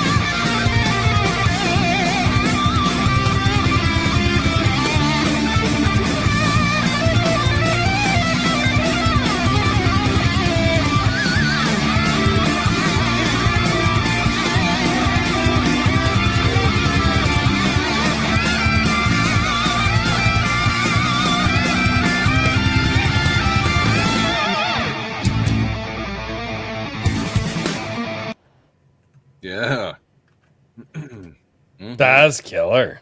Yes, you have. Okay, if you're gonna do fantasy, epic high fantasy, mixed and dark fantasy, you got to have heavy metal, dude. Are you kidding me? That's the way I remember it. Like getting into D&D, you had heavy metal, pizza, some soda, your friends, and orcs And you and cast whatever. magic Yeah, missile into the dark. There you go. So walk us through this, man. Walk us through what exactly is Immortal Rising. Good question. So Immortal Rising is at its core, it's a survival story. So it's the main character is Drake Hardy. He is a young elven ranger who is in the military. We meet him. He's just graduating, becoming a ranger, right? Like first level kind of stuff. And we see that he's got a girl that he's crushing on. He's got a bright future ahead of him, and all that stuff is stolen away from him. I guess by fate, right? Like the gods have stolen it from him, and he's teleported. He's transported to another world, a foreign world, where he is thrown into a war that he's not even aware of at first. And but the greatest danger right away is this new world that he's transported to, because it is ruled over by the undead lords of Dracula. Now, Dracula on this world, Dracula has recently been destroyed, and the one who destroyed him was deified. And the only ones really fighting back against the undead lords is this church. And basically, the undead lords run the world as like, feudal farms or plantations where they feed off of the people and whatever else. So, but he's thrown into this great war between the gods, unsuspectingly. Like he doesn't understand the greater plot. Now, the greater plot is explained in the story as there is this evil god who is on a long quest to kill his creator. He finds that his creator is not up to his measure, and he thinks that his laws are shit, and he wants to replace him with his own. So it's his quest to destroy him, and he's created an empire to do that.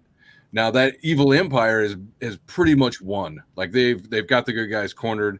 And it's at this point where this evil god gets a vision of like a super weapon that he used to have, and he thought was destroyed. He's like, finally, I can go back. I can get that, and we can end the war, And so they invade this planet, and that is when our hero is transported to this planet for reasons that you have to read the book. But and so there's just a lot coming in. And so we have the first level view with the main story where these five strangers are, they're thrust together. They don't really know each other very well. They don't even necessarily like each other at all.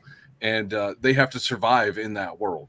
And then on the higher level of the story is the 10-page one, which centers around the gods and the things that are going on at like a meta level. So you get to see it at first level and at 30th level or whatever. So and this is just the first act of a 3-act arc. So there will be 3 books in total, and each book will have 2 stories, kind of getting the full picture from 2 different perspectives. Yeah, awesome. And that's great. And what are the trading cards? Because those are actually going by right now. So can you? Yeah. Tell So us the trading cards, those were done by my character designer, Steve Whitehead, amazing artist. Those are the original designs for the main characters. Excuse me. And then he did those. Those are like almost realistic. Like I'm sorry, they're so small. But so with those, you get a real kind of feel of where the characters, how they evolved in their design.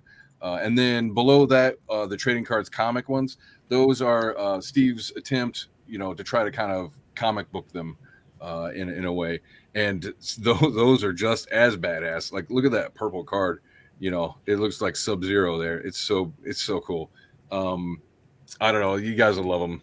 And like I said, that's the Steve stuff. He also did a poster for me because originally he was going to do a cover, And instead, I was like, let me turn this into a poster as like a add-on. And yeah, it's great. Between Jose and Steve's work, the art is pretty next level. Not your Dude, run. it looks like it is, man. Yeah, Mhm. I'm looking forward to getting my hands on it and taking a look. I'm gonna have to do a review for the site or something like that. Ooh, cool. Just a matter of time. Yeah, right. Yeah, for sure. We don't speak of that Yeah, blasphemous that bitch. 4-letter word. Yeah. So like here we got the meet the heroes. Like our main guy Drake here, he's immature, he's brash, and he's inexperienced, right? Like he is a very flawed character, and we get to watch him mainly, hopefully, like transform in positive ways.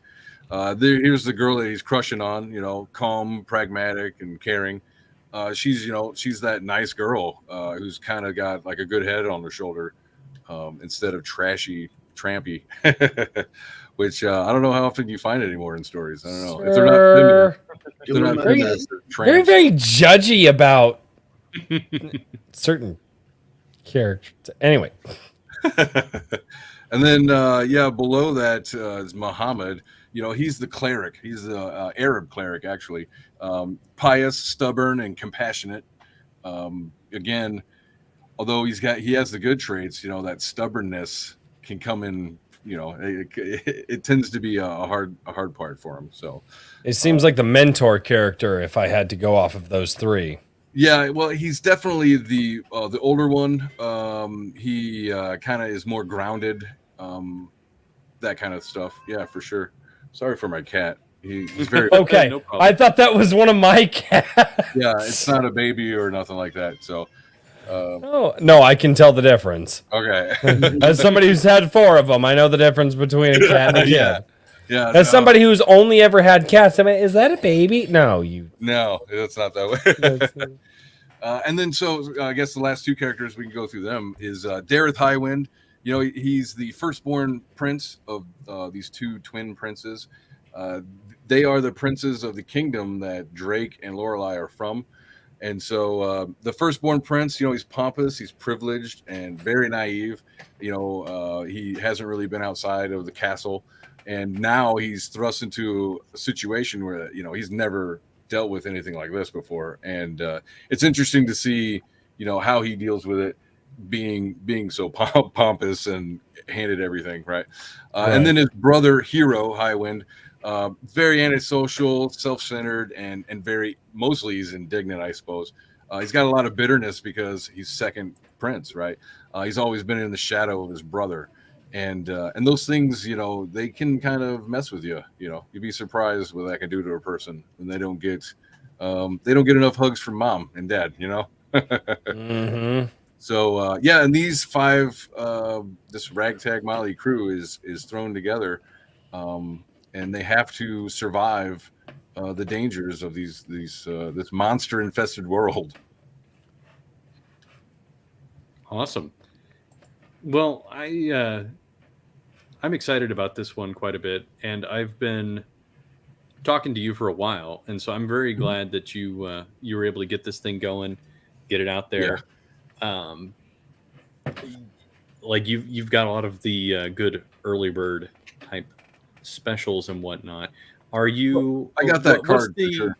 Yeah. What's the timeline on the delivery for this? And then you were talking about issue number 2 and everything else. Like, what's your time frame?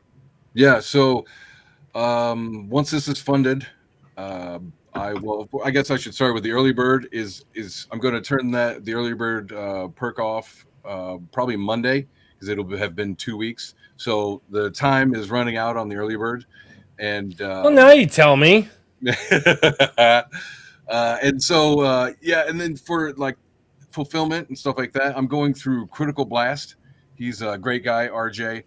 He handles just giant everything. He handles everything, and actually, I got the shipping prices from him as well. So some of you international guys, the shipping cost isn't going to be crazy on this one, because I found a fulfillment guy, a distributor, I guess you could say, who he can bundle things, he gets business rates, that kind of stuff. So I'm able to transfer that onto you, my customers. And so all of you guys Yeah, in that's Europe, huge. Wait. Did you say that you care about your customers and you're trying to? yes, I know. The hell is that? Yeah. Why are you so surprised? It's been so long. It's been so long. Everybody's just like, oh no, if you're this person, don't buy my book. So what you're saying is Yeah. everyone can buy your book? I sure hope so. And you're going to give them a good price for it. Yes. That's blasphemy. Oh yeah.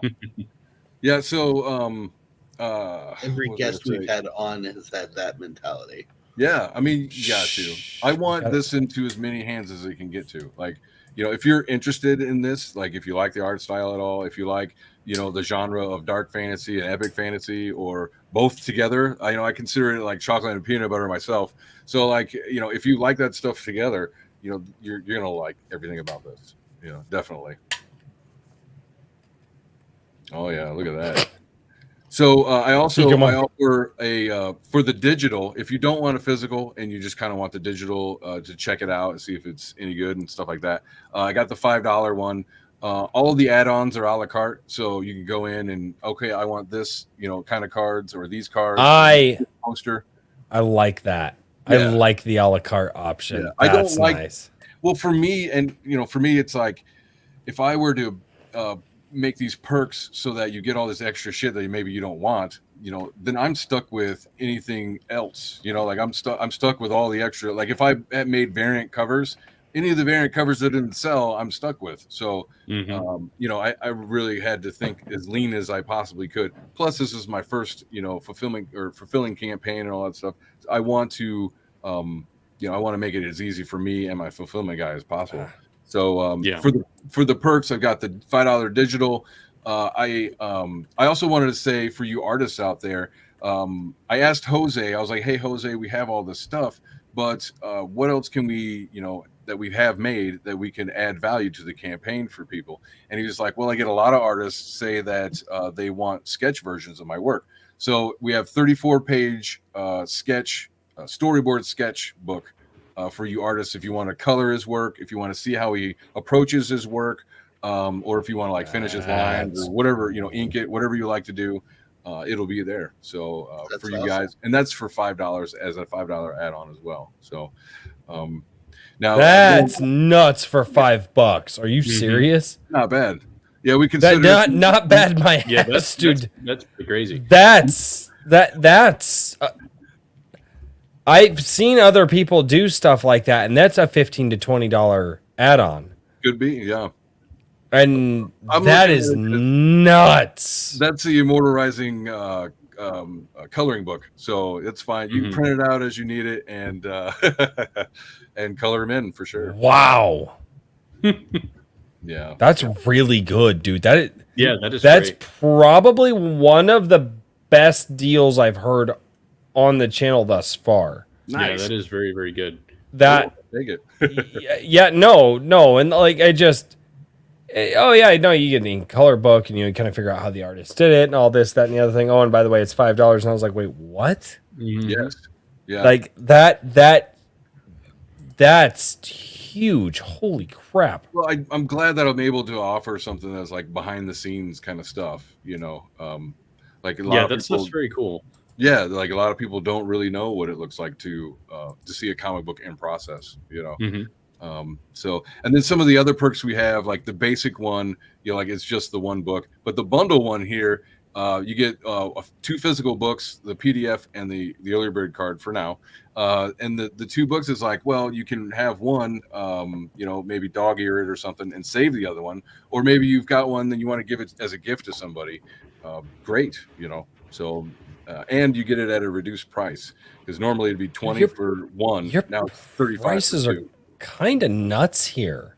Yeah, like it almost like I'm gonna be 100% honest with you, dude. It looks like you're going into the red on this one. I will say that I don't expect to get any, margin or profit on this. No, like that's. I mean, a difficult decision to make. It's one of these things where, I cheer you doing that, but I also want to say make sure that You know, I'm making some money. Yeah, well, you make it sustainable. You know what I mean? Yeah. There's no harm in trying to make sure that you're able to keep doing what you're doing. You know, Yes, I agree. To be had there with your fans. But Yeah. hats off to you for approaching it like this, because yeah, I'm gonna have to like talk to you and take some notes, because for issue number 2, I'm definitely gonna have to do some things and approach some of my distribution a little bit better than I did this time. You know, it's just, you know, I'm glad that you thought about this, because boy howdy, it's a tricky thing to handle. It's a lot. Yeah, if you're not, I wanted to make it as simple as I could. I wanted to make it as simple and as accessible as I could. So, yeah, that's kind of weird. And my favorite perk is the everything, like the everything Immortal, $100, you know, just a Chris Benjamin, get you everything except for the secret first Immortal version. So, you know, that's the whole kit and caboodle, all wrapped up in one. All I know is that if for some reason I ever decide to do my own thing, I am going to be making a lot of phone calls to you guys and going, all right. So what don't I do? What don't I do? What do I? I think here's what I'm going to do. I'll do like a comic book. And then if you want to do the next tier up and do like a stretch goal, we'll do a shot glass. And then the next tier up, we'll do a beer glass. And the rest of it's got nothing to do with or maybe I'll do character mugs, right? And then everybody freaks out because of how heavy the mugs are. And it's like, oh no, the shipping. Yes. Well, that's one of the things. It's like crazy. Yeah. Critical Blast told me, you know, which I already kind of knew, you know, but he was like, make sure it's flat and it's lightweight. And you know, you could have. That's where everything went sideways on Anvil. It's like, okay, well, I can't really fold these posters; they're going to be too heavy, so they have to be rolled. Right. And yeah, there goes the cost. Well, that's where the international shipping is exploded. You know, and it's like, okay, yeah. I mean, I understand that people are frustrated with it, but insane. It's gotten so much worse just in the last couple of months. Sure. And yeah, it's only gonna get worse. I assume. Yeah. So, but yeah, I'll give you a link to, or you know, I'll tag you to him or something. Yeah, definitely. Well, I'm familiar with his his channel. I've seen you on there. Oh, okay, and, great. I think I even swung by. Didn't you launch? I launched on his channel. Yeah. Dude is he is a very intelligent man and wise as well, which I value more. So. Yeah, absolutely. He's definitely a good guide to walk through some shit. Yeah. But as far as like, you know, margins of profit and all that stuff, you know, my main idea was like, how slim of the margins can I make this so that it gets to the people? Like, I don't expect them really make anything off of this. And anything that I do is all going into making the third one anyway. Yeah, absolutely. So to make it, you know, so that I can, you know, keep going with it. So yeah, I mean, that's kind of where I'm at. If I make profit because people see its quality and it's good, and I don't make any profit until the fourth one or fifth or something, that's fine, as long as I can keep making them. That's really all I want to do. Yep, that's the key thing there, you know. And it's like I might get 50 or 60 backers now, but on the next one, after, you know, some word of mouth gets out and more people see what I have going on that I can fulfill and all that stuff, and that everything is fine, you know, I'm sure I would expect I might even double it, you know. So we'll see. We'll get to there. It's a marathon, not a sprint. Yep, absolutely. Like I went through a full year of my own channel just to practice, you know, talking on camera, talking about the things that I'm trying to even, you know, like I got to find a way to make my words and thoughts coherent on these subjects, you know, and like I need a lot of practice with that and things like that. So I knew I had to, you know, practice my rhetoric, all that stuff before I could even get on the touring circuit and not look like a fool, you know. So it's a long process. I mean, I think it shows because here we opened up the show and we were too busy talking about other stuff. You're too good. You went too far. You need to reel it back. So, but hold on. Wait. Hold on. As I have stated, King Richard, as I have stated, I'm never going to drop that voice. I don't care how annoying it is. I'm never dropping that voice. the idea of, at least what I want this show to be, is to sell Aaron to the people. And when he jumps in, and it's like, hey, dude, what are you doing? How you do? What's going on? What are your thoughts? And he just totally is like, nope, we're talking about this. I want to talk about this. I'm like, good. I can work with that. Why? Because eventually, one of my co-hosts will say, hey, but what's going on with your project? Yeah. Because I trust my co-hosts to do that. You bastards better never let me down. But anyway, I trust my co-hosts to do that. But Aaron did a damn good job telling everybody out there the type of person that he is and the type of person their money is going to go to when they go and they back Immortal Rising. Thank you. Yeah. And then, masterfully, as it were, Richard's like, hey, we're almost an hour and a half into this. Tell us about your project. That was a great segue, by the way, Richard. Yeah. You're learning things from talking with like Razorfist and all the big people on the YouTubes. Yeah, you're getting better. Oh, yeah. He and I are just, chatting all the time. No, it's Give me fine. It's tips fine. on I You get won't it. stop texting. I get it. It's cool. It's cool. It's cool. Like I text with Chad. I text with Shad Imbrooks every night. It's fine. There you But go. Yeah. right. But no. But I like that you came in, and instead of just off the bat, you're just like project. I really enjoy the fact that you took time to tell us about you, what you care about, what's important to you, the tenets that you believe in, because ultimately a story is a story. And the sad fact is we live in a world right now where people are really afraid to give their money to just another story because they don't know the author behind that story, and they don't know if their money is going to a person that, again, shares their values. And I touched on this earlier, and I'm touching on it again because this is so important. And you leaned into it, and you talked about it, and you told everybody what you're about. And I love that you did that. Thank you. I know it took a while to get there, and it took a while to get to your project. And I hope that you don't mind that. No. But my goal was to just pull the string and let you go. That was just what I wanted to do. And I'm glad that you did it, because people down in the chat, there are some people down there that that comedian, the community you were talking about earlier. Yeah. They said, oh, he mentioned this. He goes, I'm backing his project because of this. There we go. He knows the same thing that I do. And that right there, that means something. Yeah, I'm telling you that is I guess a zeitgeist, right? It's growing. There's more people who are thinking parallel indie, just walking away from the system that we're told is so terrible anyways. Fine, okay, let's go build our own. It's not that hard anymore.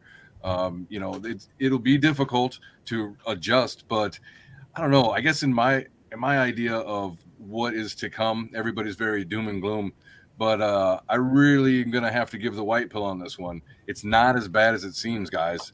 So all we have to do is just keep doing what we're interested in and going forward, just onward, just keep walking forward, and we'll get to where we're gonna go. And everybody else who's freaking out and chopping off their dicks and they're doing all these crazy things, they're done. I'm sorry to say, and it's really sad. Like some of these people who I see these stories, because unfortunately the quote right is always talks about it. They won't stop talking about it instead of answers. And so it's this poor kid have took all these hormone blockers and now they're 28 and they regret it. It's or 20 or whatever it is. It's I'm sorry, but you're done. Chances are you're not going to have a normal life for the rest of your life. And it's a whole generation that's going to go through that. It's going to be horrible to watch, but that's what the elites wanted. I mean, otherwise that shit wouldn't happen. Like all the dumb stuff that people obsess themselves over. A lot of that stuff is just given to you and you have to consent to take it. And then when they do, they're like, oh, did you try this new reactionary bullshit? It's like, you know what, dude? I got to deal with homeschooling my kids. I got to go to work. I got to make sure that my my garden is ready to go this year. I got a broken branch in my tree. I got to get out of the way. I don't care about what is a woman. I don't give a fuck. Like, that doesn't affect me. Like, I have my own tribe that I'm worried about. So I don't know. And to go along with that, I think part of it is also being a bathroom break number 2. I gotta go. I way too much beer tonight, guys. Nice. Keep in mind, I don't start when Iron Age Night starts. I pregame. My man.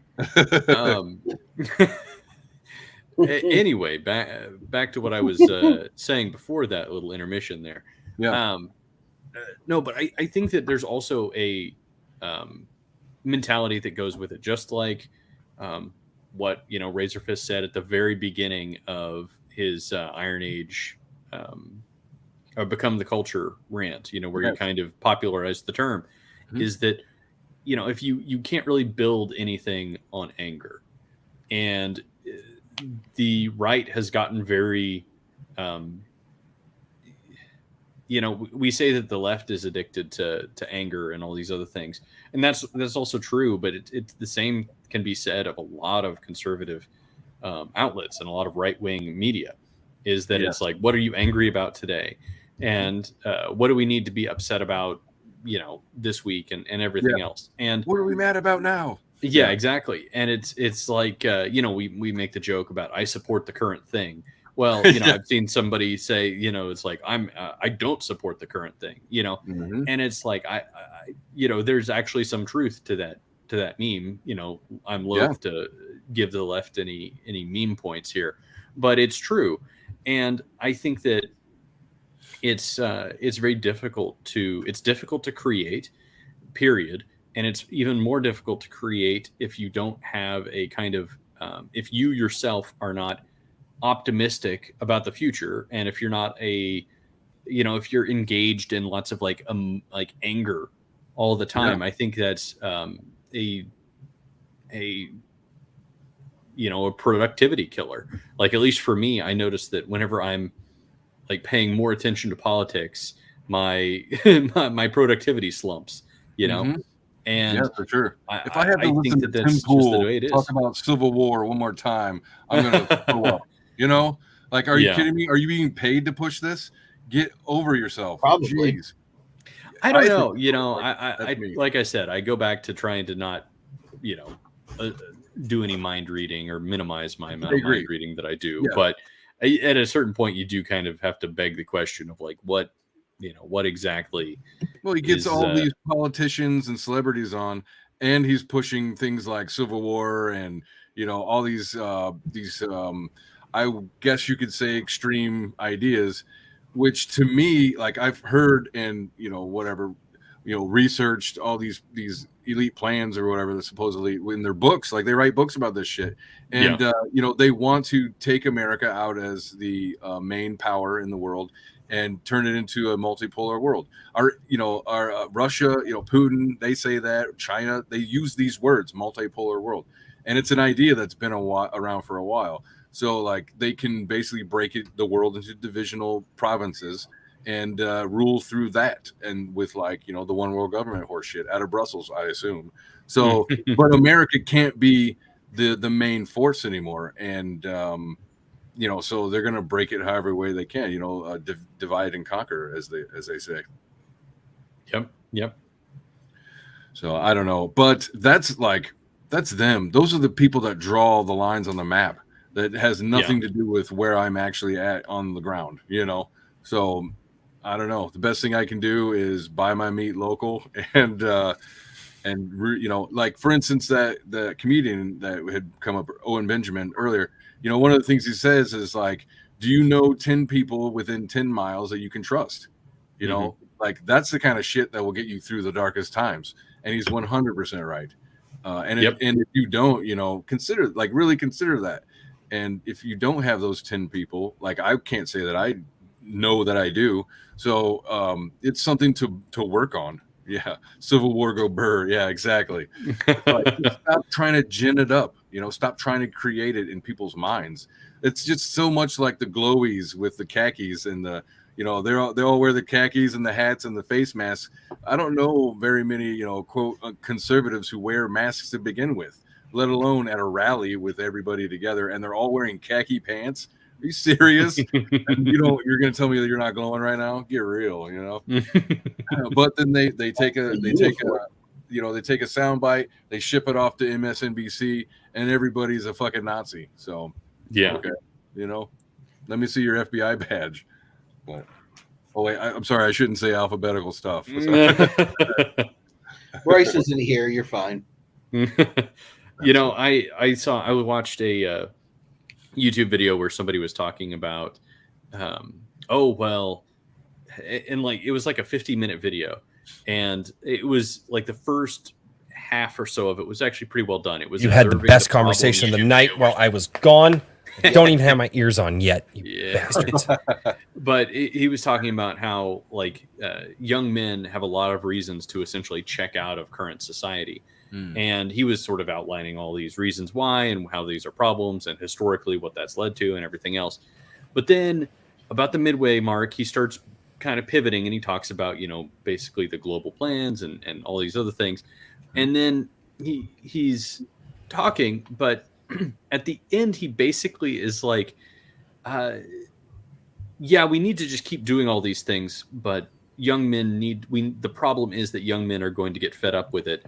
So we need to have a solution for them. And that, like, he was still pitching it as though he was talking to young men, like, oh, well, we need to just make sure that we never, ever, you know, do anything. The Leviathan, as he called it, doesn't actually have any power. And we just need to, whatever. And it's like, you know, it's very funny how some people are, the solution is just to do more of the same. And I saw, yes, you know, Kikomon talking about like passive resistance and everything else. And my thing is that like if you know, you go into like butting heads directly with these things, like in my mind, I feel like they've got more heads at the end of the day is kind of how it works out. But if you're building something like 100 people in the Iron Age or 1,000 people in the Iron Age creating things, like it's much harder to stop something from being created. And it's centralized, you know what I mean, in a decentralized fashion. So we need to create kind of that place where people want to go. And the thing is that there's a lot of frustration with you know, like we were talking about the people in the Matrix, they're a hazard, right, to a certain degree. And I understand that, but you also have to have kind of you have to offer an alternative to them, because if the option between, just like, let's torture the metaphor here. In the Matrix movies, there's a lot of people who could not handle being disconnected. You know what I mean? He's got a pop. Yeah, exactly. So it's like part of what I see the Iron Age being is creating an alternative, not so that people can just totally disengage, but so that people have something to enjoy, something to be happy about. Because it's like, okay, you can have basically your gray goo sludge that you're told is wonderful and you're told you need to be happy about it. And it's like, I'm not really that happy, but I'm not totally miserable either. Or the alternative is you need to be angry about everything all the time. Well, like that's not a winning solution, and that's why I think the Iron Age and creativity are beneficial. Anyway, sorry. It's my theory that I had about Tolkien is that if you listen to Tolkien speak and you read some of Tolkien's letters and stuff like that, he believed that, and I really feel that there is something here, and I don't think I've quite ever said it properly, but the world will drive you insane unless you have something that gets you away. Now, it can be a different thing for every person. For some people, it can be tending their garden. For other people, it can be reading a book. For other people, it could be losing themselves in a movie. For other people, it can be going out and hanging out with their friends for the night. But ultimately, in order to be a well-balanced person, you need to have something in your life that disconnects you from the day-to-day stresses of life, or what we would call just the day-to-day reality. and gets and kind of wipes the slate clean, so that way you can come back refreshed and renewed and not beaten down by it. And Right. I think that the goal of what the modern mainstream media has been doing is to make sure that you have no escape from the reality and the day to day, in order that you can be beaten down, so that the propaganda that they're trying to push to us, you have no, eventually you will just accept it just out of sheer fatigue. Yep. And that's part of why I think this Iron Age movement and or the Comicsgate movement, or whatever this creative movement is, it's gonna go by many names before we finally, yeah, but then counterculture, exactly. But this is going to this movement where people can find themselves to wash the slate clean at the end of the day is going to rise up. It will always rise up, because we know intrinsically that unless we refresh and reset, that we ourselves will spiral into insanity. And we know this innately as human beings. It's why the weekday night like sitcoms and the serial shows became so popular for forever and a day. It's why, like the NCISs and all of these different shows. It's why you had your Monday night shows, your Tuesday night shows, your Wednesday night. It's all of that is because you went through work, you got through work, you were beaten down, and at the end of the day, you watched something that took you out of that reality for just a few hours, and it wiped the slate clean. And they don't want that, because they can't beat you down and propagandize to you if you don't have a clean slate. Yeah. Mm-hmm. Well, And I really believe that Tolkien understood this. I don't disagree. Tolkien was a very intelligent man for sure. Him and C.S. Lewis. Oh God, yeah. But I wanted to stay on that wave with you. So, have you heard of Yuri Bezmenov? Heard of, never delved into. Yeah, it's like I don't know, maybe a 2-hour interview or something. But he talks about the demoralization of how they would go into these countries and they would demoralize all the people. Which podcast was which was this? That? Is an old radio interview or TV interview. No. Someone was talking. Lex Friedman was talking about him. Lex Friedman was. I'm sorry. Okay, go on. That's all right. And so, anyways. That's a part of all this, like this whole rehashing and grabbing from the past and making it terrible and all that stuff is to demoralize you as a person. You are bonded to these IPs through nostalgia and the past and all that stuff, and you identify with some of these things as a part of you in your mind, whether or not you think you do. And if they can demoralize your view of those things that help make you a person, they are demoralizing you and whatever you consider your soul. 100%. And so it makes it easier, like you were saying, the fatigue of just constantly, everything I like is garbage now. Nothing. Am I out of place? Like, what is going? No, all of that is wrong. It's a lie. It's a complete spell. And the white pill has to be taken, guys. Like, the way I look at it is every time you want to do these reactionaries, just mock it. Just mock it, mock them, mock all of it, because they're fools. They are complete jesters. None of what they have is quality. And if they want to attack us by, rehashing stuff because they're unoriginal, mock them for not being original. Like, don't participate in their garbage. If it's like apparently the Mario movie is decent because of base Japanese. Great, go celebrate that thing and show that that's what I like. Not Brie Larson or whatever. Well, and it's why it's why we all got together and we decided, let's have people on who are outside of all of that. Yeah, right. We're tonight we have you on. Yeah, we're touching on it. We're talking about it, but at the end of the day, you have something that you're offering. You have a fantastic creation that you're offering to offer that escapism. You're telling people that, hey, guys, wipe the slate clean at the end of your day, after you've been in the sun all day, after you've been staring at a computer screen all day, after you've listened to your boss talk about the financial new report that your company came out with, and you're just done. You know what? When you're just absolutely done at the end of the day, you know what you should do? You know what you should do when you're done at the end of the day? You should absolutely go and wipe the slate clean with Immortal Rising. There we go. Yeah. There But- you go. Perfect. And that you finally got me to touch on something that I've been grasping at. Let's hear it. But that, guys, when you're done with the day, when you just need to wipe the slate clean, when you're tired of hearing about the politics and how Bud Light's doing stupid stuff. Guys, I can't drink Bud Light on the channel anymore, although I think this is an Anheuser-Busch brand. I'm not sure. I don't know. My wife brought it to me. But I've said it before, all corporate beer is gay beer. So I mean, I know. Oh, that's right. You said that. Yeah. Dude, I drink every kind of beer under the sun. It doesn't matter. Everybody's like, how can you drink that? It tastes nasty. I'm like, tastes better than water. I hate the taste of water. I can't makes me stand feel but better than water.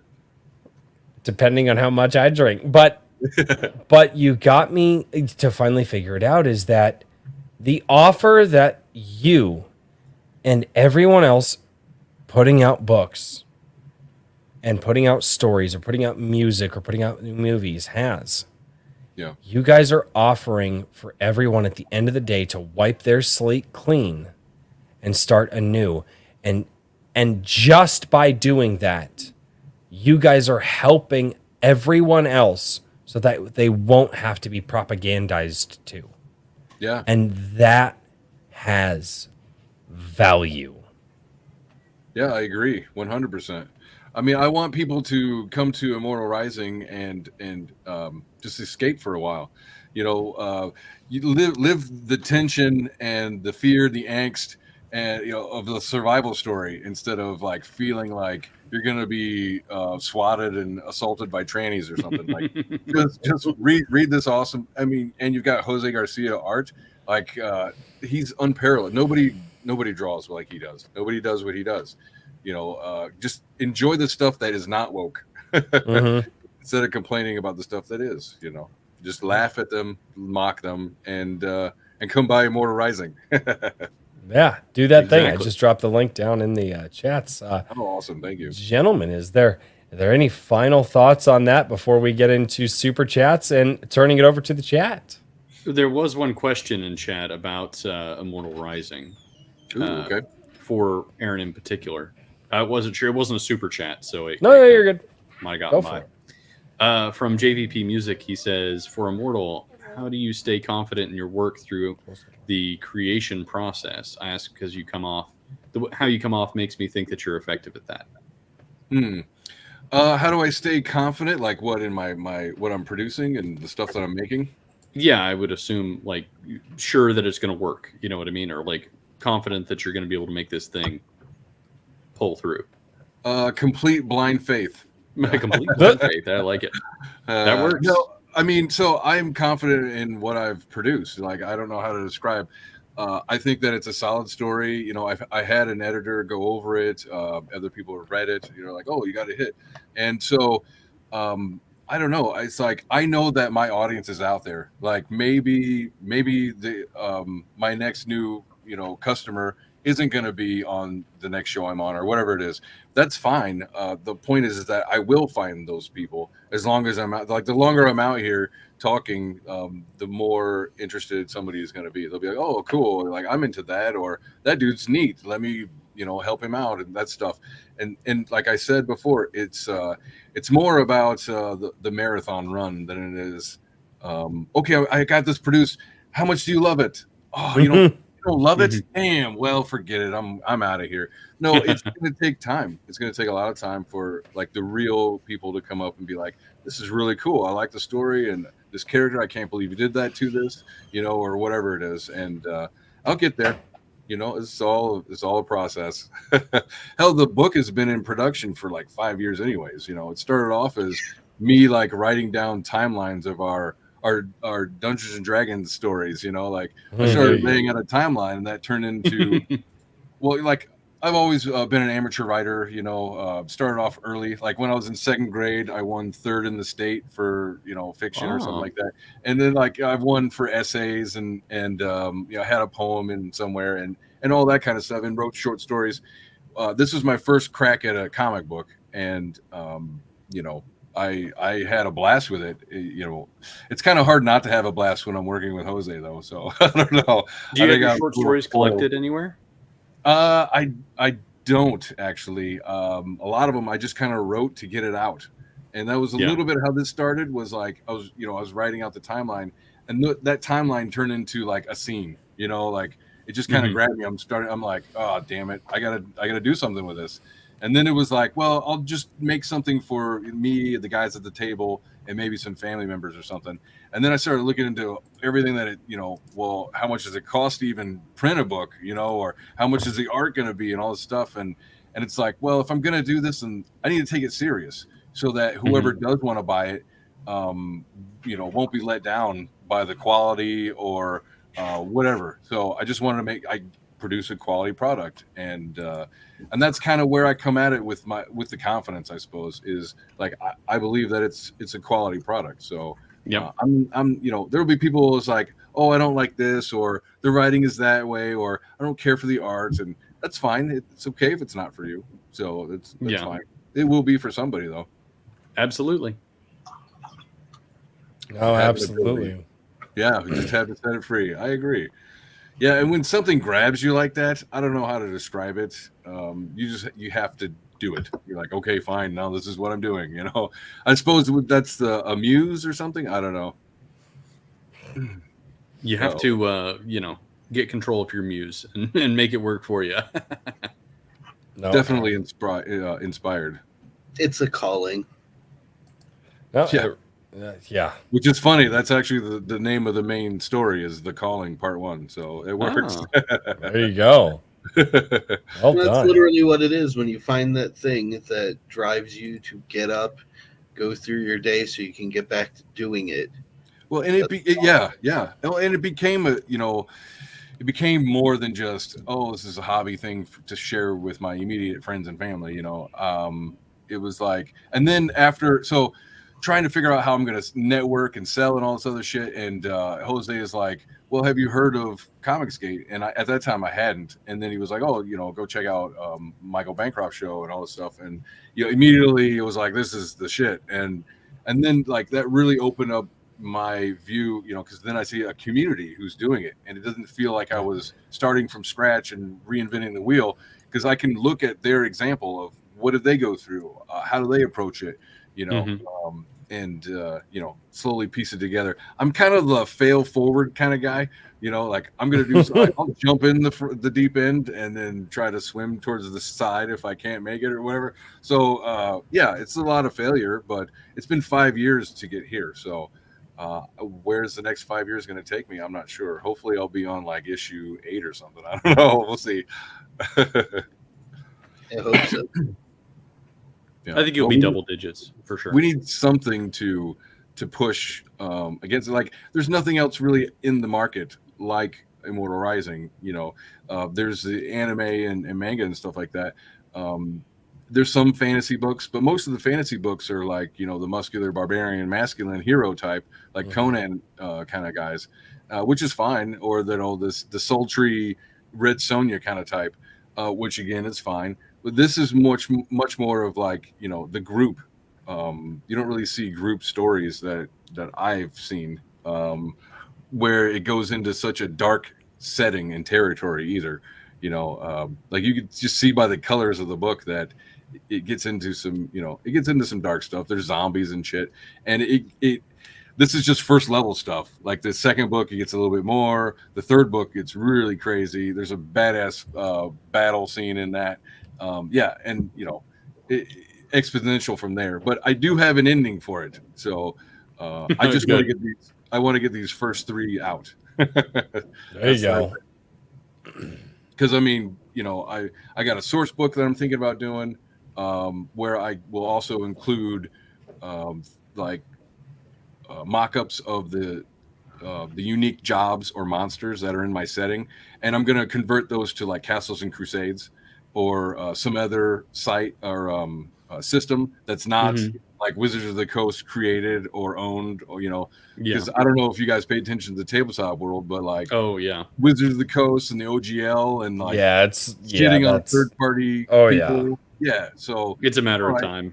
well, I'm friendly with the Castles and Crusades creators, so I really like what they have going on. I want to hitch onto their wagon, I suppose, and so that like people who play their game can just take my original monster or job class and just plug and play into their game if they like. So you gotta work within each other, I suppose, within the community. Are you guys Uh-oh. sleeping? No. Real quick. No, I'm reading chat because there are actually a lot of questions coming in that I'm Oh. saving simultaneously. So no, Oh, so sweet. sorry. I'm not gonna lie, because I'm reading chat and people had questions and I was saving them. I did miss a chunk of that, but I caught the overall what you're wrong about. I do apologize. It's why I almost hope the show just gets like big enough and like makes enough of that good sweet YouTube ad dollars that I can hire somebody to help me. Yeah. Well, Because it sucks to try to listen to what my guest is saying while also watching the chat and catching I was questions. ranting. You didn't miss much. No, you're good. No, you're good, dude. You're good. But Yeah, how with about that, these questions? I am going to turn it over to the chat. There's a lot down there making fun of me. There are a lot of questions for you. Good. I don't think there's anything making fun. There was a little bit of making fun of Daniel and Richard, but none of it was in super chats or questions. You bastards. So We're used to it. Yeah. it's true. Redoubt Productions, real quick, because Royce fears the monsters he has created in the chat. I didn't create you bastards. You showed up to my channel. It's not my fault. Get off my lawn. Get off my lawn. No, stay on my lawn. I'm cool with it. As long as you guys are drinking, have a good time, and you ain't causing a ruckus, I'm good with it. Like I'm the barbecue guy, man. I wanted IronCon 2025. I just want to show up with a smoker, and I will be outside the whole time with a smoker, and like the live streamers can just show up and just be like, "Hey, here's a drink with Crazy. He's still smoking something," and I'd just be sitting there drinking beer and just smoking at the dude. I'm gonna tailgate. I'm gonna tailgate. That's what I'm gonna do. It's gonna be the Drink with Crazy tailgating party at IronCon. Well, the love it. tentative location is a Cracker Barrel parking lot. So Right.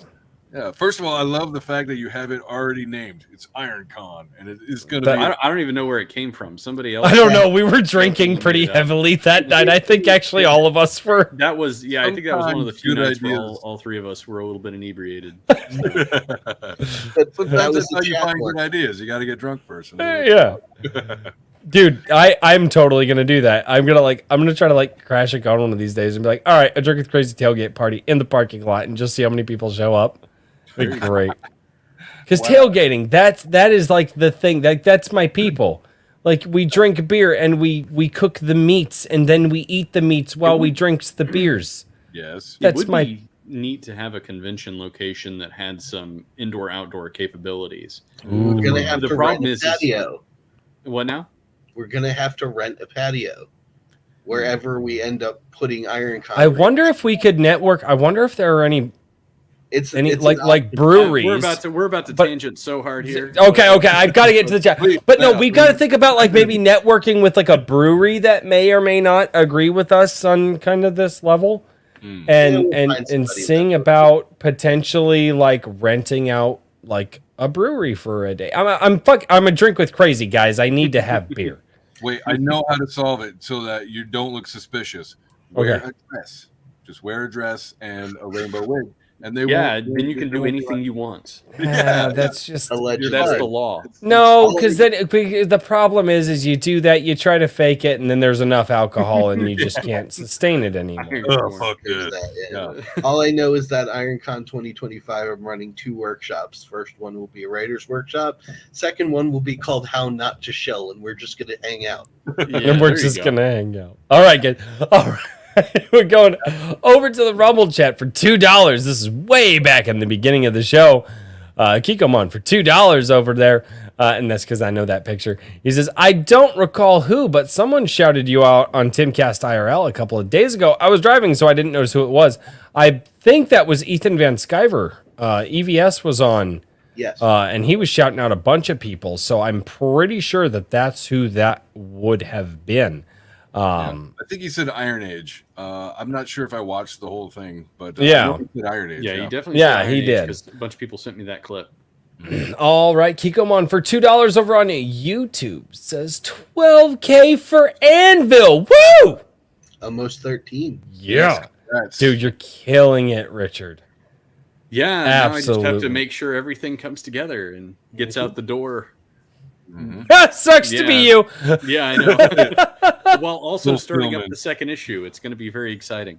Oh God, you I'm That's sure why it'll you be gotta fine. have a I- guy I that actually does that. am sure it'll be fine, but Yeah. I have an accountant because I don't want to deal with it, all the write-offs and all that other whatever claims and shit. So I have somebody who does it, just like my fulfillment. Critical Blast, I don't have to worry about it. He's gonna handle it. Yeah, my accountant's my wife. yeah, I'm gonna have There to. you I'm go. gonna probably have to handle like some outsourcing because Yeah. I'm gonna see how it goes with issue number 2. But right now it's like creeping up on 300 packages that I'm gonna be packing. You know what I mean? So Oh Welcome no. to distribution. Oh Yeah. no, I feel so bad. Oh, no, it's fine. It's all part of. you're the gonna thing. be up for like days. Well, yeah, but that's fine. It'll be fine. If I can pack, 20 Oh yeah. an hour, then that won't take me. Yeah, it'll only take me like 12 One hours. day.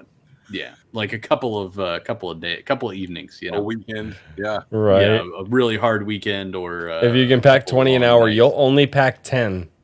Whatever We'll you see. whatever you We'll hope see. to do, have that. Because Yeah. that first hour you'll get close, that second hour you'll keep going. After that you're going to realize, holy crap, this is a lot of work, and you will just the fatigue, you'll slow down. So Well, I'm gonna try and make it easy for myself, as easy as possible. With there you go. Liquor. yada. You got Yeah, kids, no, right? not Make the liquor. kids I want work. people to get the right things. Oh yeah. Packaging. Oh yeah. I guess. Make the kids work. Hikomon for $20. And the $20 mark is where you get the applause, because that's what I have decided, because, well, I just decided you get the applause at $20 for some reason. Yeah.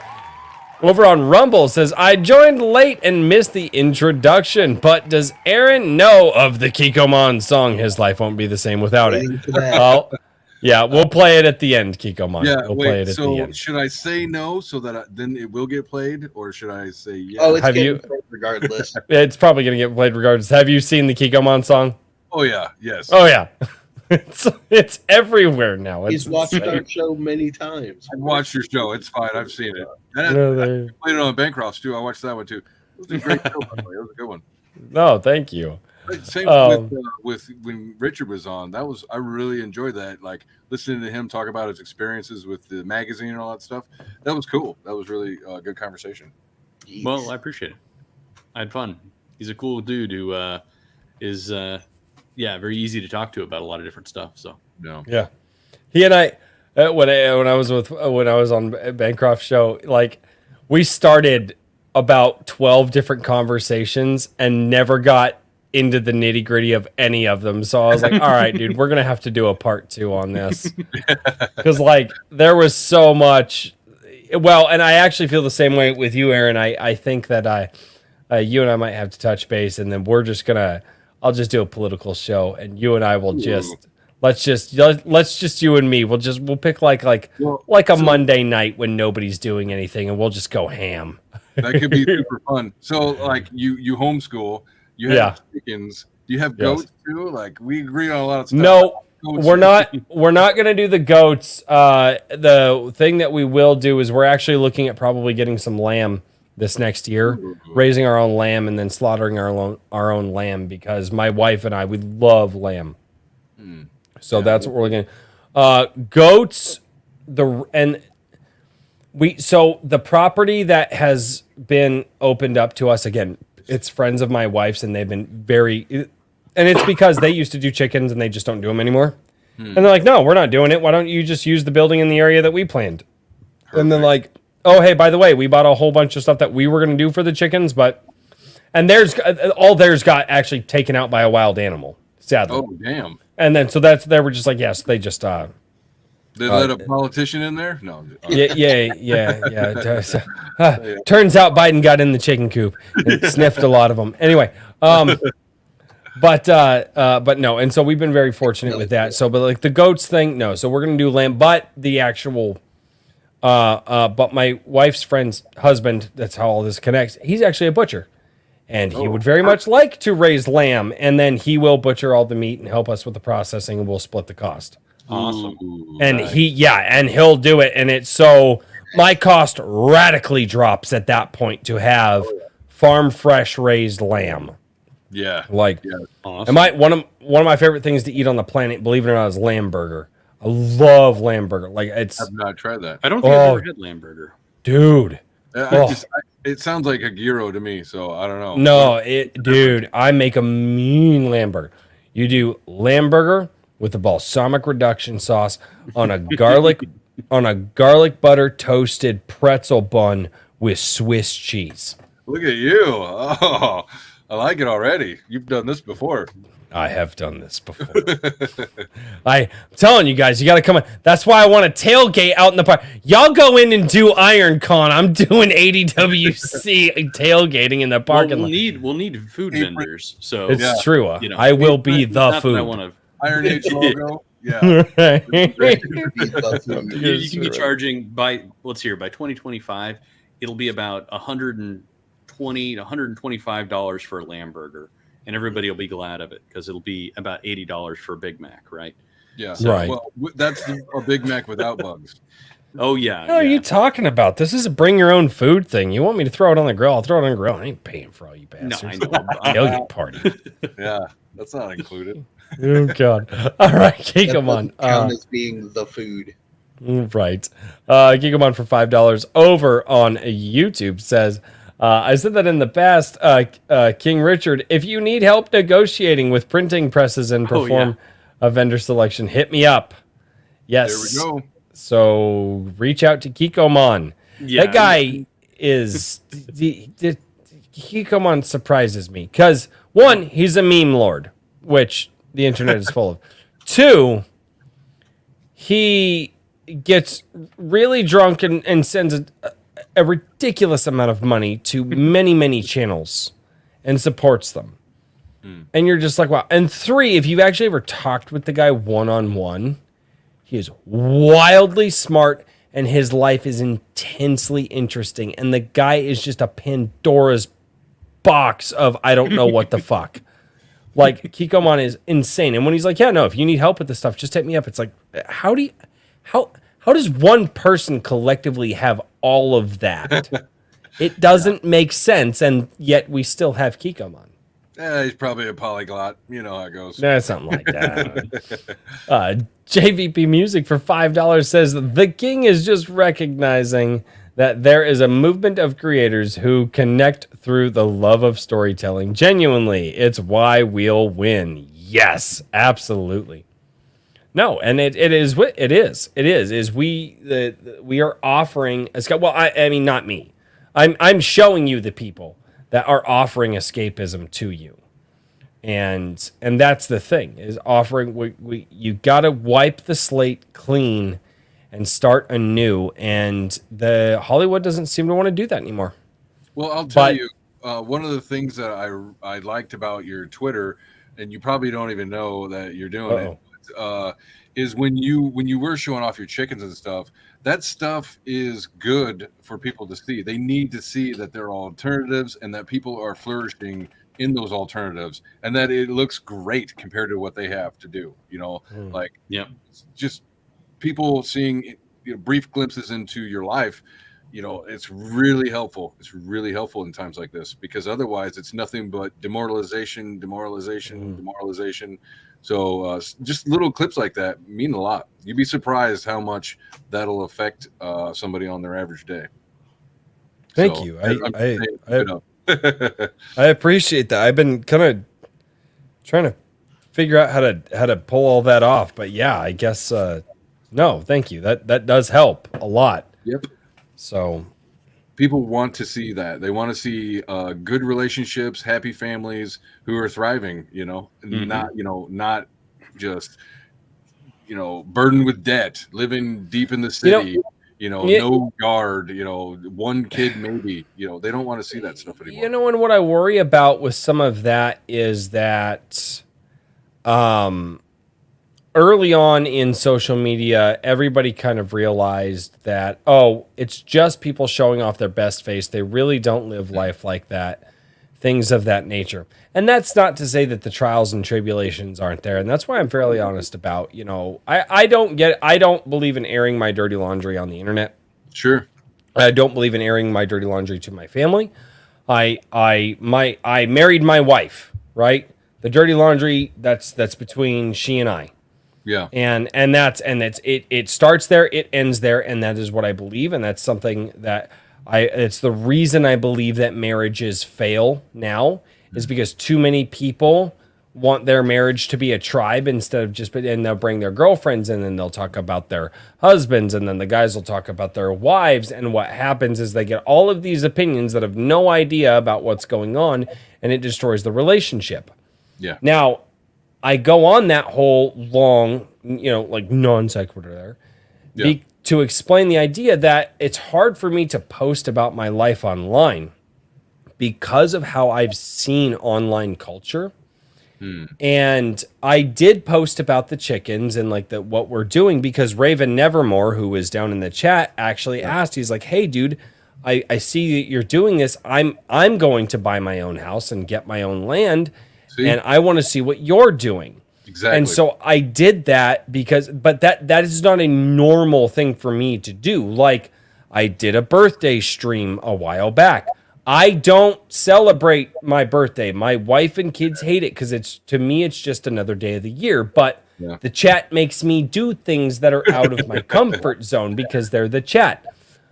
And so it's one of those things. It's like, I don't want to post things like that to where it's like, oh, he's always living this great life, it must be fake, right?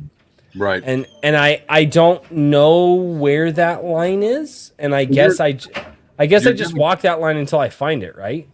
I think so. I mean, you're always going to have those just like, what is it? Like, for instance, that comedian I listen to, Owen Benjamin, he calls them gamma males, right? Like, they're the ones who they're bitter. They, they feel indignant, and, they will lash out at somebody who looks like they're happy when they're not, right?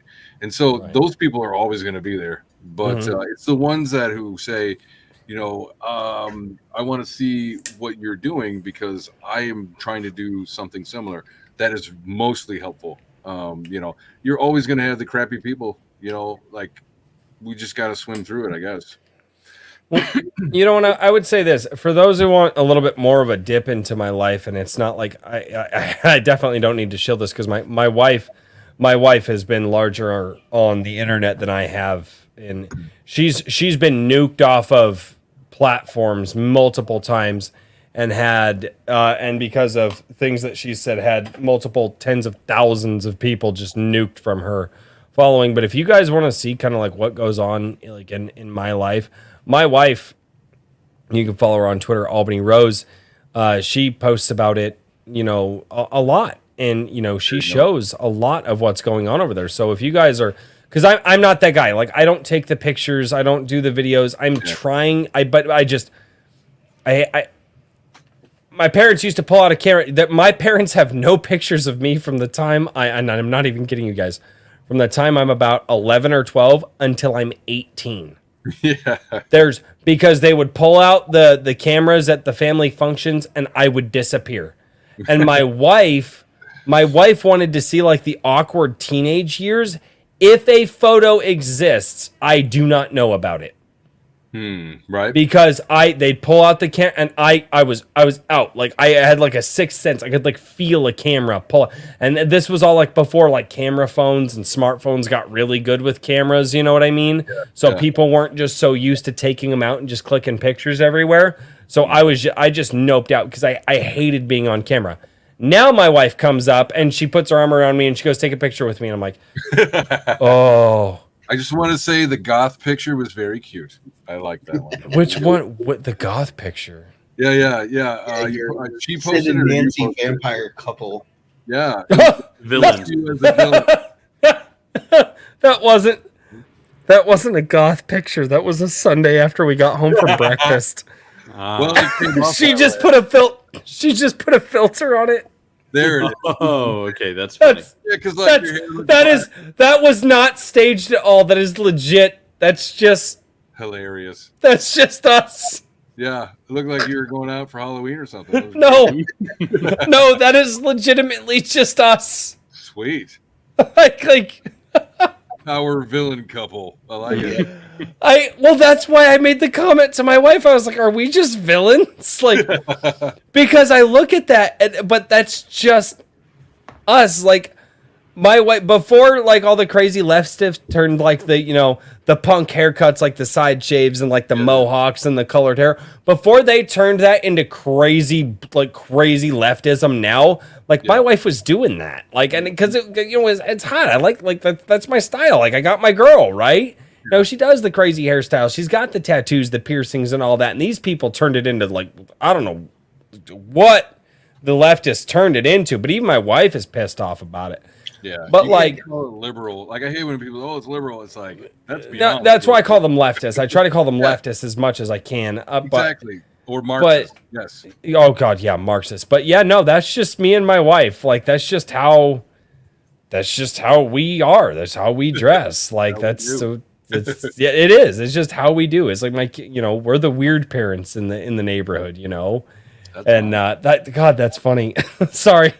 I better get back to read some of the super chats here. I'm with you. No pictures thing though. Yeah, right. It's same thing in my teenage years. Everyone tried to take pictures of me, and all of the pictures were missing my face in some way. Either I turned my head away right before they slapped it, or my hand went up. Something, except for one, and it was a girl. I was drunk in her kitchen. She came up behind me, wrapped her arms around me, and her friend snapped the picture when I wasn't looking because I was paying more attention to her than my surroundings. See, there's literally one picture of me, I think, when I was 18 and drunk, floating around the internet somewhere because she caught you off guard. You guys are all a bunch of malcontents. There's plenty of pictures of me whenever I was a teenager. Nope. I noped out of that. My daughter tries. For years, she tried to get pictures of me, and she's like, "Why can't you ever let me get a good picture of you?" And I'm like, "What do you mean?" She goes, "Every time I take a picture with you, you're making a face." It's like what? This is my face. My mom and my sisters like. And there was bad blood in there with my wife, but they were worried that my wife was like the one because my wife could get away with shit that the rest of my family couldn't, such as pictures. Like my wife would like we met in a country bar, and so she would want to go do like the 2-step and stuff like that. My wife would come up and grab my hand and lead me out, and like I'm like family members at like weddings and stuff like who couldn't get me on the dance floor. Just no, my wife. My wife would reach over and like take food off of my plate and take a bite, and like that is something that I would almost take my mother's hand off for. I got in trouble from my dad one time for snapping at my mom because my mom was like, "Oh, well," I was like, "No, you ordered your food, I ordered mine. You can," and my wife just reaches over. So all of these things that like my wife can do, get me into pictures, take me on the dance floor, like. Take food off of my plate, and my mom was just like, "Cha now, y'all." Right, dude. Yeah, it was all country music, but yeah. So I don't know country very well, but that's fine. There's. I've been in a country bar, and they all get going. Oh yeah, line. I have been told by my friends I live a teenage romance story. So good for you. Good for you. I'm glad, man. Do it for the rest of us. Good for you. I'm no, fuck off. I'm doing it for me. Like, I'm kind of a selfish person. Let me live vicariously through that. That's fine. All right. We'll post the chicken picture. Well, dude, you got to join. So you got to join the Gilded because I post some funny things in there. You got to join the Gilded, Right. and I say this not because I want you to necessarily like join the Gilded to like support me or like monetarily, because you can do it for free.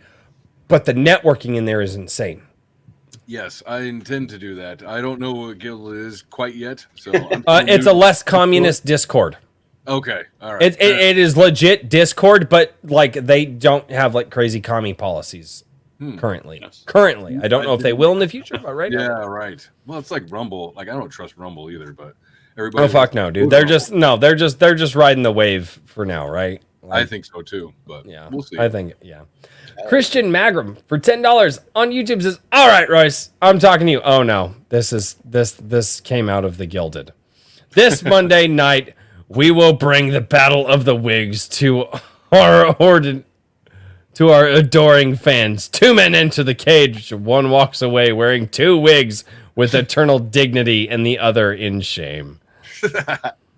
That was. Yep, that went down earlier in the Gilded today. I was very tired and almost. Brian McCoppin had something to do with that. I don't know where that came from, to be honest, but it turned into a wrestling meme very fast. Yeah, the cream It was great. rises to the top, you know? Yeah, it's great. Herman P. Hunter, the Lore Forge, for $5 says, "I think a lot of our problem is related to the fact that life is a simulation." I am not going into fucking simulation theory. Herman, no. We can. No. Too late. The simulation theory genuinely skeeves me out. It's because when you nope, there it is. It's already doing that thing. It's already tickling the back of the brainstem, and I don't like it. Move on. Uh-oh. Sunday. It's Herman. We can dismiss stop him now. I know we can dismiss Herman. It's fine. Mediocrity 4, which I believe is EM Allen, if I remember correctly. Says, "Hail the Iron Age. Y'all are hearing this first. The Nephilim strain is effectively complete. Just need another proofread for this final sequence. Attaboy! Nice. Yes! That gets an applause. Yeah.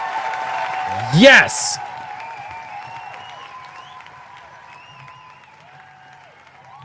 Yes! Attaboy.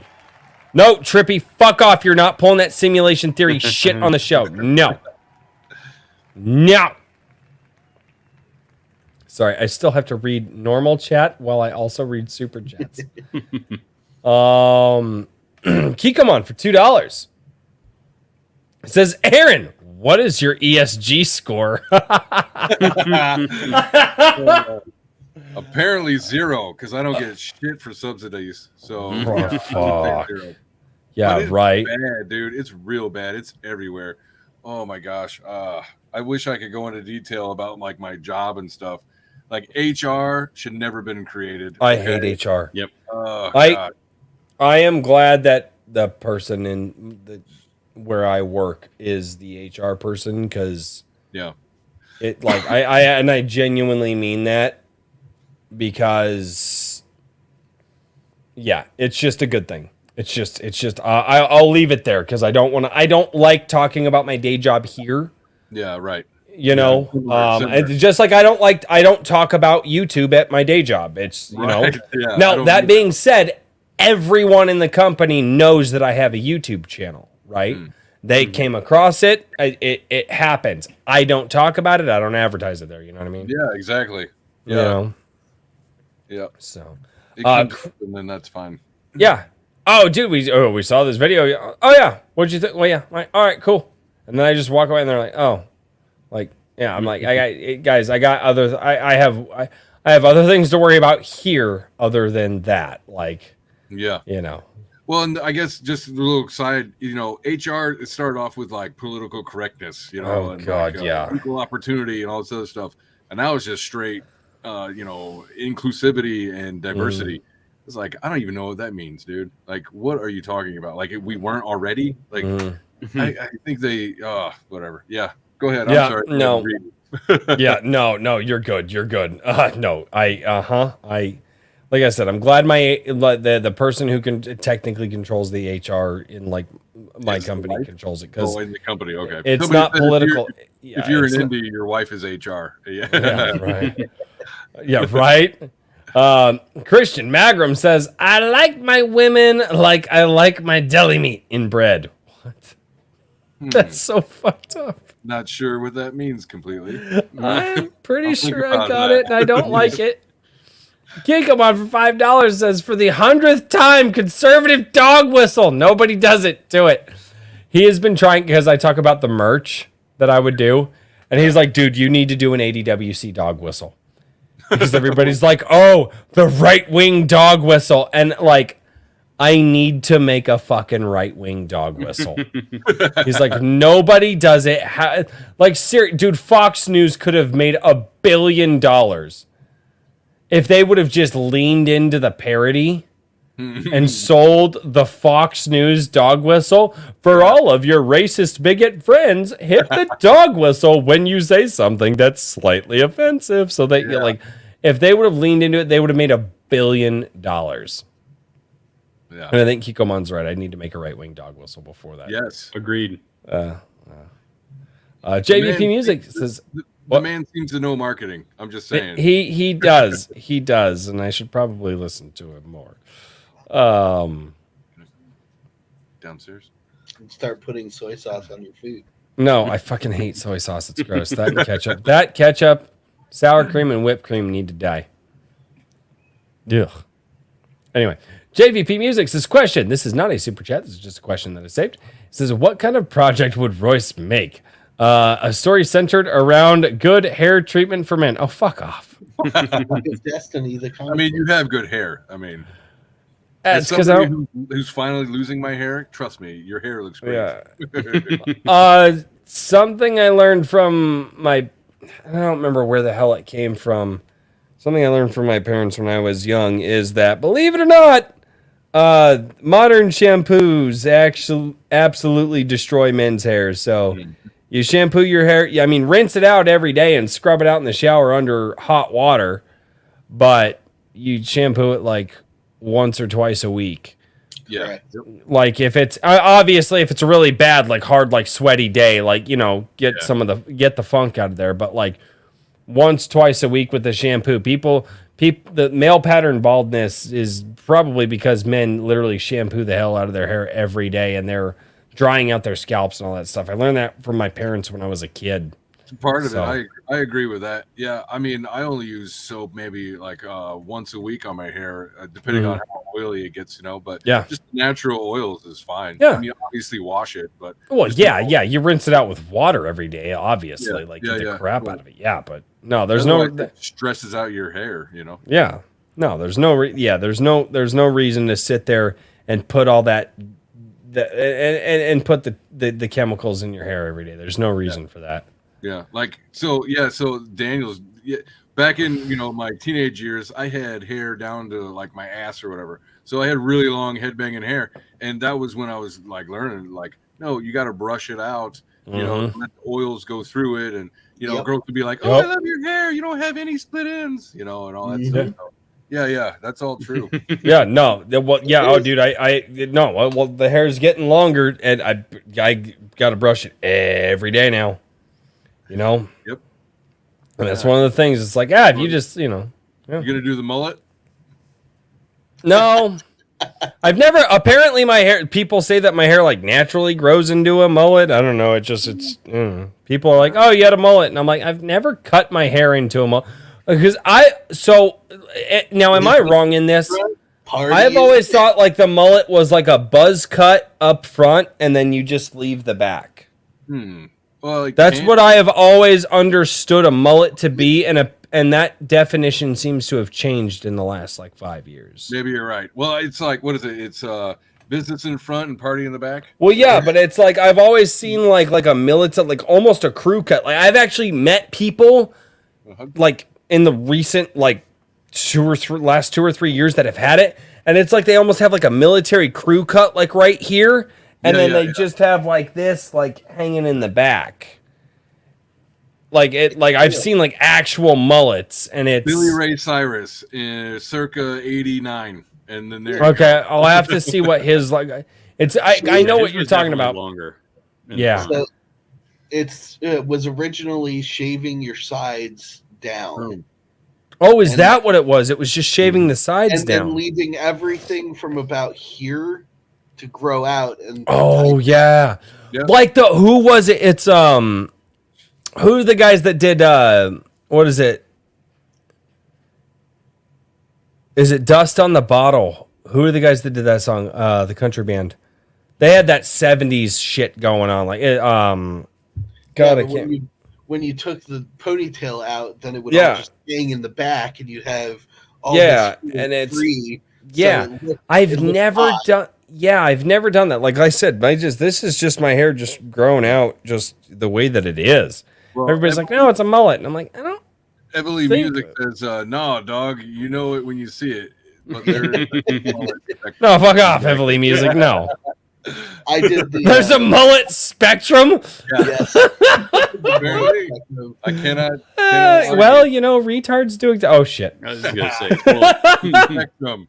mullets I on the used to spectrum. do the what's now or was then known as the skater cut, which was just keeping this all long, Yeah. so I Mhm. could put up into Mohawk or Liberty spikes, Oh yeah.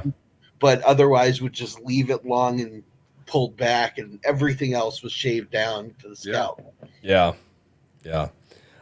Christian Magram for $2 says, "What do you call a blind deer?" No idea. No idea. I got no idea. Oh God. Christian Magram for $2. Royce, you can't sell people in this country anymore. Oh, watch me. Because that's what I said. I, it's not my job to sell Immortal Comics Rising. It's my job to sell Aaron to the people. I'll sell the fuck out of Aaron. I don't give a shit. You down, Aaron? I am down. He's down. See, he's good with it. This is a consensual selling. Hey, you finally got one. I was thinking it, but I wasn't gonna go there. I mean, I'm already there. When I'm as tired as I am this week, I start to lose a lot of my filters. no, don't start making excuses. Just go with it. It's fine. I'm good with it. Kikobot says Daniel is 2 inches down at least. Yeah, you were pretty. You were pretty far down there. You're more than dude. You were Make another drink. dude. You were a hand and a half earlier. I saw you. You were a hand and a half. When are we gonna send him a sticky measuring tape that he can just stick to the side? It's not gonna happen. Yeah, Slumping. it's definitely not gonna happen. The slumping is real. No, you can send The it all you want. slumping. Yeah. Oh, that's great. I love Hours it. Too precious. I will not ruin it. I will Yeah, don't figure worry out about find then a clamp. I don't care. I will figure out some fucking way to get a measuring tape on that chair. If it doesn't hurt the chair, fine. I'll figure it out. Well, you don't need to worry about it. I already know that it's coming because, as Richard and I previously discussed, he tried to rope my daughter into covertly figuring it out. I heard about that, Richard. You made poor mistakes that Yeah, day. that was a bad decision to Well, get a then 20-year-old 21-year-old girl can't to work a try and ruler. do I'm measurement. sorry. Never mind. Richard, what you need to do is you video chat. Say, hey, I you don't guys know. out there, go to the chair. I need dimensions of the chair. Just like hold your hand up, like It would have been smarter. you video Yeah, chat probably everything. So, I don't know. It's true. She literally came to me and went, "Can you? I don't know how to measure this. Can you do this?" Oh, Lesson God. learned. Lesson learned. Christian Magram for $5. I was told that communists always substitute BS for VS. Well, then, if that's the case, Soviet. What the? I don't know what that means. I don't. You get it? So be it. Oh, If VS. Oh, got it. They it's a substitute dad BS. pun. That's yeah. All right. Yeah, I get it. Kind of. I don't get it. It It's takes a still minute. not there. Yeah. Heavily Music's question. Sorry if I missed. Do you have a YouTube or equivalent channel? Yes, and we have been dropping that link down in the chat for Aaron Yes, all yeah, night. Again. if you like fantasy, that's comics, story, pulp. I've had like Jordan Allen on, just different Iron Age authors. First of all, Oh, and Jordan then, Allen. yeah, Mhm. and then also, I guess I said tabletop, didn't I? Yeah, comics. Yeah, and yeah. all that. So anything fantasy related, especially. I also kind of do like the sci-fi. Sometimes I do capes and whatever. Really, it's any indie guy who wants to promote on my channel, but generally, I stick to the fantasy guys. So any of that, please come check it out. Sub me.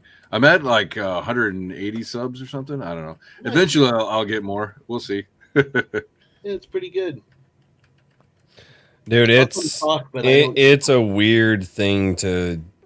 Yeah, that's a whole other side Well, like thing. you and Bancroft were talking about the game, right? And I was listening to this other guy who does a comic book, and well, his channel is called like Draw and Talk or something like that. And Yeah. I think his name is Tyler Campbell or Carpenter or something. And he was he had some really good, advice about marketing on YouTube. I mean, and I saw some people kind of poo-pooing it because it's he's picking up from other sources or whatever. But the cool part is that he has it distilled into, he's just into his talking points as he's drawing, right? And he's talking about different ways to approach the YouTube game and all this other stuff. And I'm like, that's cool that there is a game and whatnot, and that's cool that some people want to do that stuff. I'm just not sure that's for me, like. I know it's well, if you want to sell your product, it's you, and people show up to your show and then they'll buy your merch to help you and stuff like that, and all that's fine. I just need to find my place in all of that and how I really feel, because I never wanted to do a YouTube channel to begin with. But I do want this IP out there, and I do want people to see it. So and not only that, I've actually, one of the things that I've come to really like about doing my YouTube and everything like that is just been giving indie artists and creators just like a place to go and talk about their stuff. Yeah. Like that's been more rewarding than I expected. So I'll just keep doing that, I guess. I don't know. It's very enjoyable. There's a lot of cool people in the space, and it's also nice to just have an excuse to talk to them. You know what I mean? Yeah, it's like, hey, you just want to get together, and it's been just unstoppable for networking for me. I wouldn't have met, so many. Now I consider them, I guess friends. Obviously don't know them personally, internet friends, but like, just a lot of stuff that I would not have, people I never would have met if I hadn't done this. So I'm glad that I did. No, and I agree. I've had a very similar experience. Sorry, I'm fading, guys. I apologize. Oh God, what a shitty host. 3-hour show. Come on, you're all right. I Gotta get through the super. I wake chat. up early. We still need to play the Kiko Me Ball too. song. I know we do have to get. What? How early do you wake up? I was at work at 4 this morning, Ooh. but I took a hour and a half nap. Oh, you bitched out. I knew I was going to be on super Okay. late. So. No, okay. No, you do it. You have me beat. You've got me beat. I wake up at 4, so I did not have a nap in there, so I don't know how that averages out. But I think you and I are. You probably have me beat for sure. I average 5 hours of sleep a night. So sometimes, like last night was 4.5 or something, and then I got up and did my day job or whatever. But yeah, like 6 hours is like I feel very rested. No, I'm kind of in that boat as well. I'm about anywhere between 4 and 6 hours usually. Last night much I got to do, so much I want to do. Last night was one of those weird nights. I passed out, like I said, in the garage, like in the chair. Yeah. And I was just like watching a show, and then I woke up at like 8 o'clock, and I was like, all right, I'm going to bed. I ended up getting like 10 hours of sleep last night, which is rare. That's like a twice a year thing for me. Right. Just like, oh my God. But I needed it. So Andrew Campbell says, Aaron, I've been this is not a super chat, this is just a question. Andrew Campbell says, Aaron, I've been dying to ask, where do you get your ideas from? That's a pretty big question. I don't know. Is there any certain ideas that you're wondering where I got? Otherwise, I'm not sure how to address that one. I hope he's still here. Yeah. Kikomon for $2. Iowa plus Iron Age equals Iron Corn 2025. Sorry. We'll say maybe he's talking about the comic or whatever. So that's actually based on 30 years worth of homebrew tabletop D&D. So, and where the story takes place is about halfway through that 30 years. So there is so much lore that is already built in to the IP. In fact, when I was writing it, I had to, I wanted it to feel like a fantasy novel that I grew up with, like Dragonlance or Forgotten Realms or something like that. I wanted to feel that way, but I also wanted it to, like, not everybody wants exposition and lore, and setting and all this other stuff. So I wanted to kind of dice it up because some people really love it. Some nerds eat it up like no stop, which is great. And so I wanted to kind of not get bogged down on it. But also, as the first act, there's a lot to fill in for setting wise, right? I get that, and I just I wanted to find a good happy medium, and I think I found it. Because I kind of spread it out and I put things into some exposition and dialogue, so it doesn't feel so much like exposition, yeah. But yeah, for my ideas, all these characters were played. All the plot, all that stuff has been around for a long time.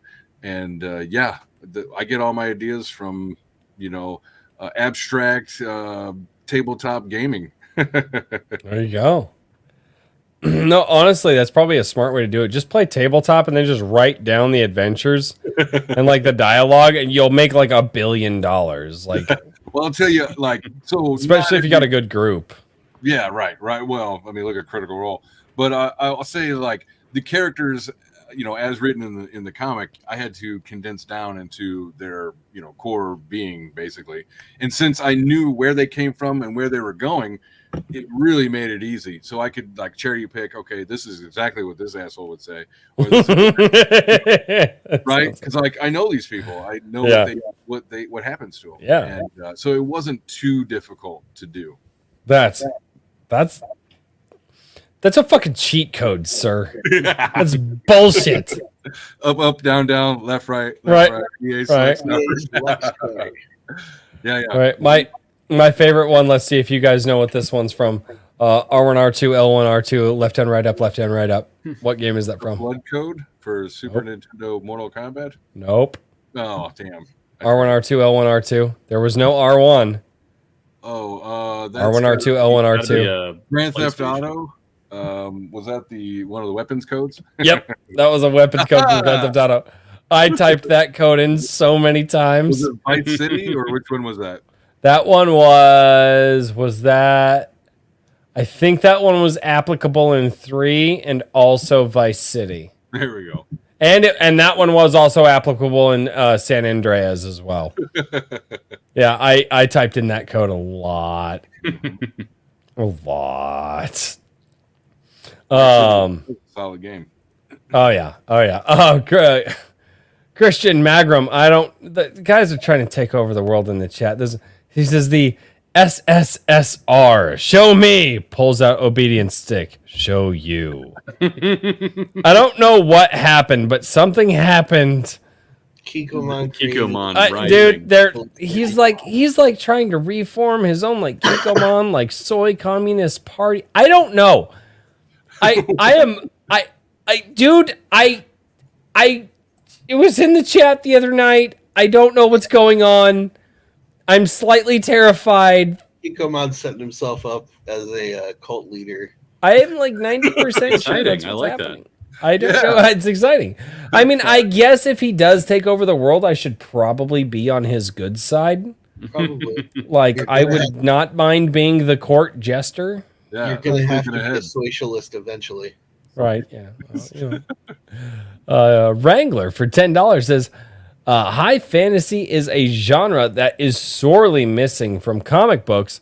I hope that you are the start of a new trend. I hope so. Yeah, too. I hope it works. Yeah. Well, and here's the thing too. High fantasy is not something that's missing from like manga. Okay. It's all over.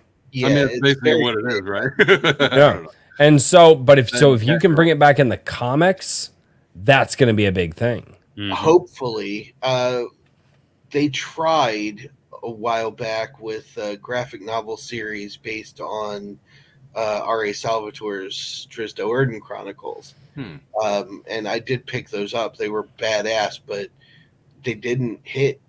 Even though the books were huge in the fantasy genre community, the graphic novels did not hit. So they ended up just shuttering the project. Yeah, that's unfortunate. I don't know. So I hate WotC and all that stuff, but at the same time, I kind of hope that the D&D movie, is like a diving board, a launch pad for more fantasy stuff, because we haven't seen anything real good fantasy come out in a while. I know you had like Game of Thrones and stuff, but I hesitate to call the D&D movie good fantasy.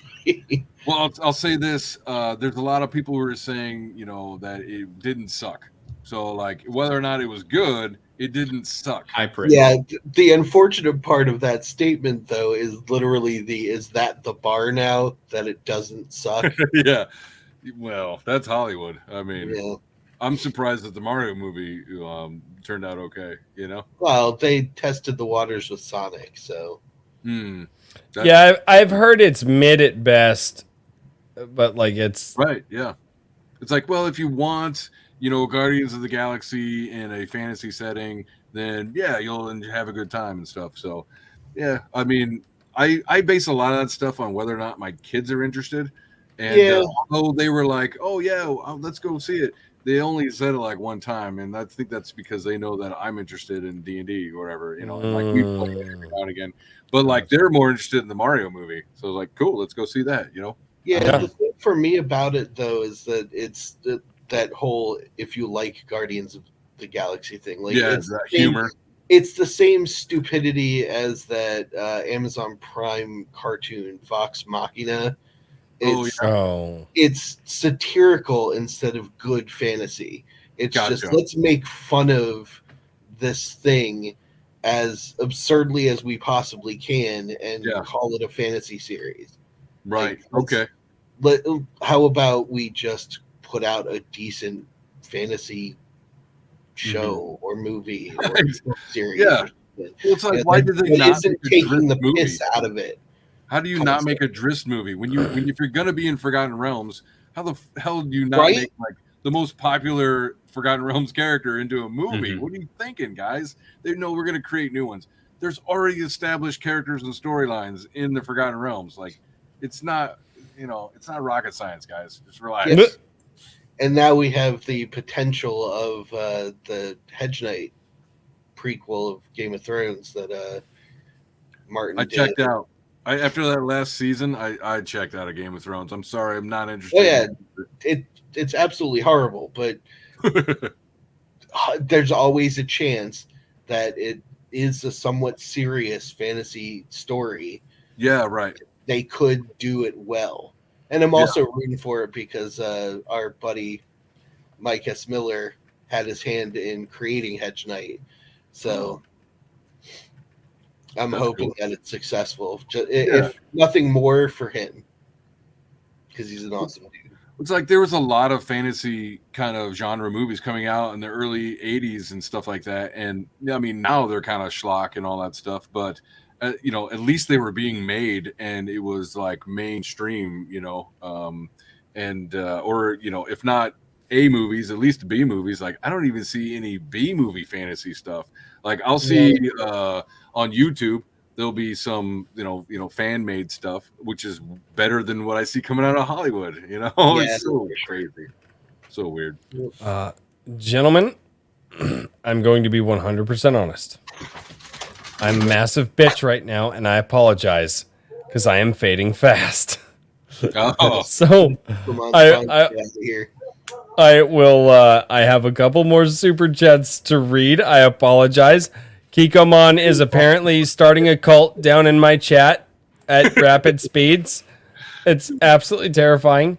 And then I will give you guys a quick shill for your websites and so on. But I am about to fall asleep so hard I bashed my head off the keyboard, and I would like to save that for a future stream.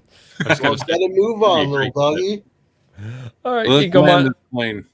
All right, Geekomon for $20 says, "When will you play Soma on your gaming channel? I've been nagging for months.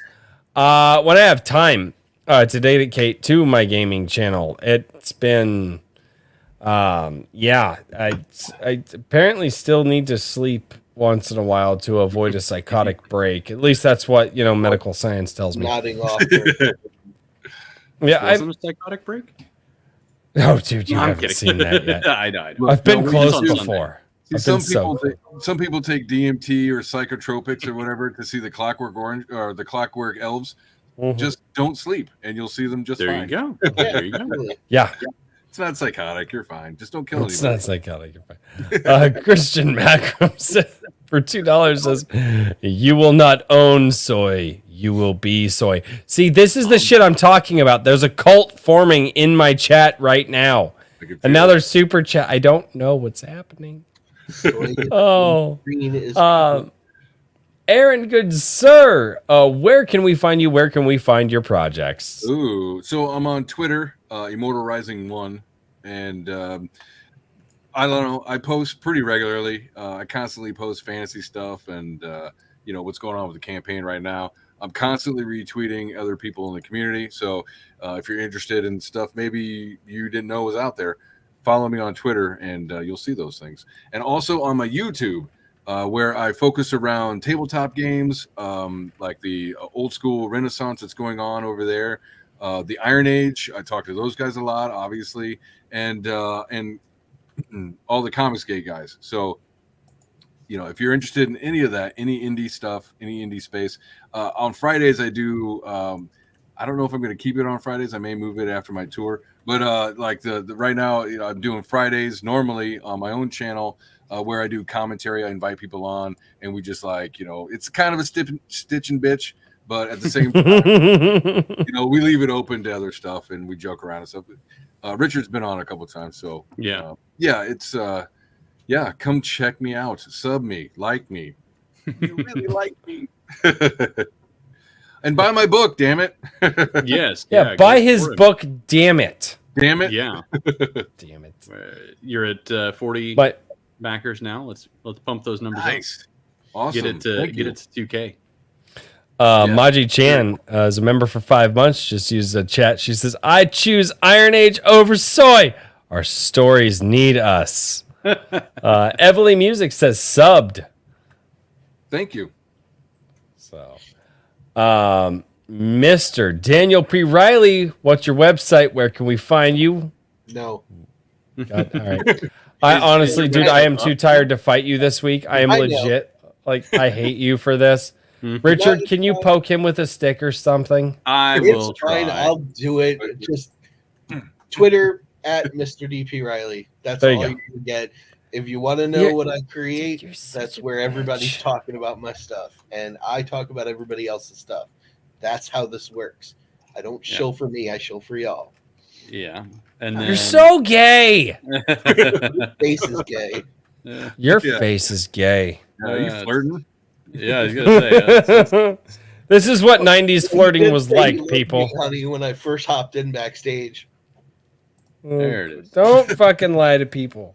Fucking- Started controversy and shit. I'm too mentally not here to defend myself right now. That changed very rapidly. I was here, and then all of a sudden I was like, oh, this is bad. I hopped in backstage and he was just getting off the phone with his wife because I love you, honey. And then he popped it into the stream. And I Oh, was got it. like, oh, I love you too.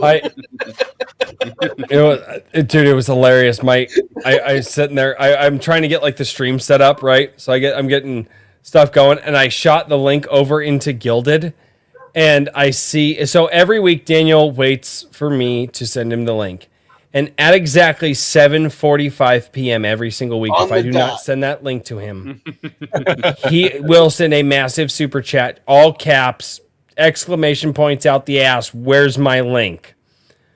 So I sent him the link, and my wife is trying to tell me about the chick. We just got new guinea hens in the chicken coop to keep out bugs and stuff like that. She's trying to tell me about the experience of the new birds and all that. And I sent the link in the chat, and I see Daniel go, "Ah," and I completely just tuned out my wife, and out loud I go, "I beat that son of a bitch."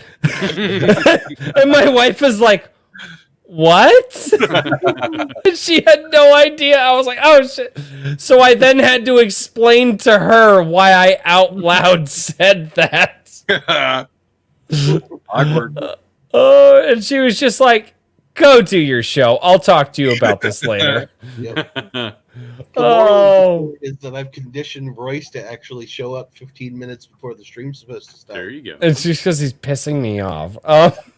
Richard, what are your links? Where can we find you? Drop them in the chats. At ironage.media, the thing that I should have mentioned at the beginning of the stream, but Yeah, I you did could have not, done that. You is failed. that the March prompt voting is up. We've got a bunch of great short stories, poetry, and flash fiction that's going to be voted on over the next week. I bumped it out until I think it's going until next Monday. So you've got 2 weekends to take a look at it. I encourage everybody to go read the short stories that people have submitted there, the poetry and flash fiction. There's a lot of entries this time and a lot of excitement. If you want to support the Iron Age creators and help build that culture and everything else, a big part of it is just helping people, know that people are seeing their stuff. So leave them a like on their Substack or their website. Leave them a comment and let them know if you love their stuff. And if you really liked it, the best of all, go back to that ironage.media/vote.html that I dropped in chat and vote for your favorites there. So, Yeah. And then as I have been shilling, I think everybody has probably heard of it, at least everybody here, but Anvil Magazine, it is on its way.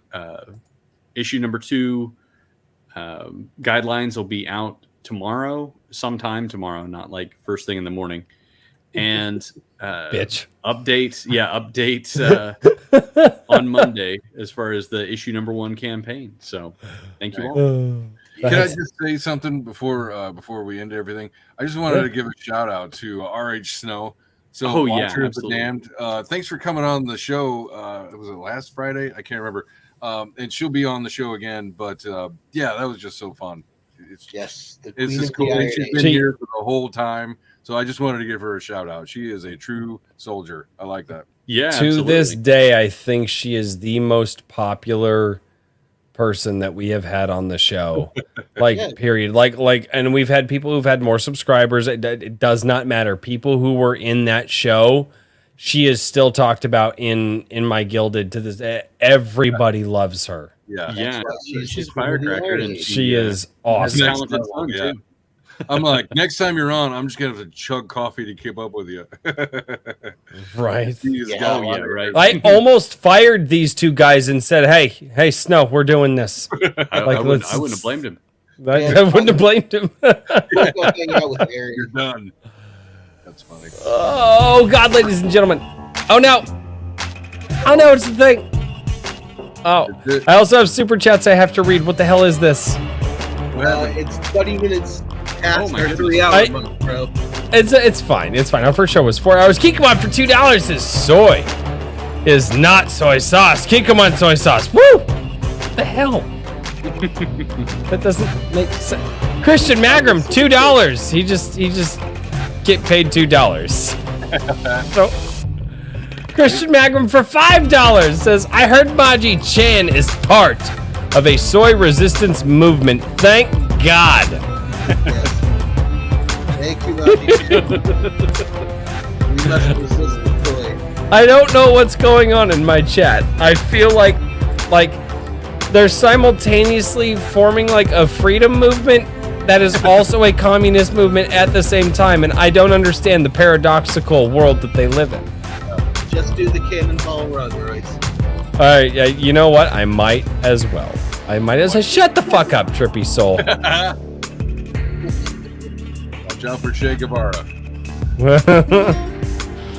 Oh. Why is Skunks posting Fs? What the F in chat for Kiko song? Oh, I did not play the Kiko song this week. No. Oh no. I may have to make it up on Sunday Coffee because I usually don't play it on Sunday Coffee and it's gonna be a long Sunday Coffee.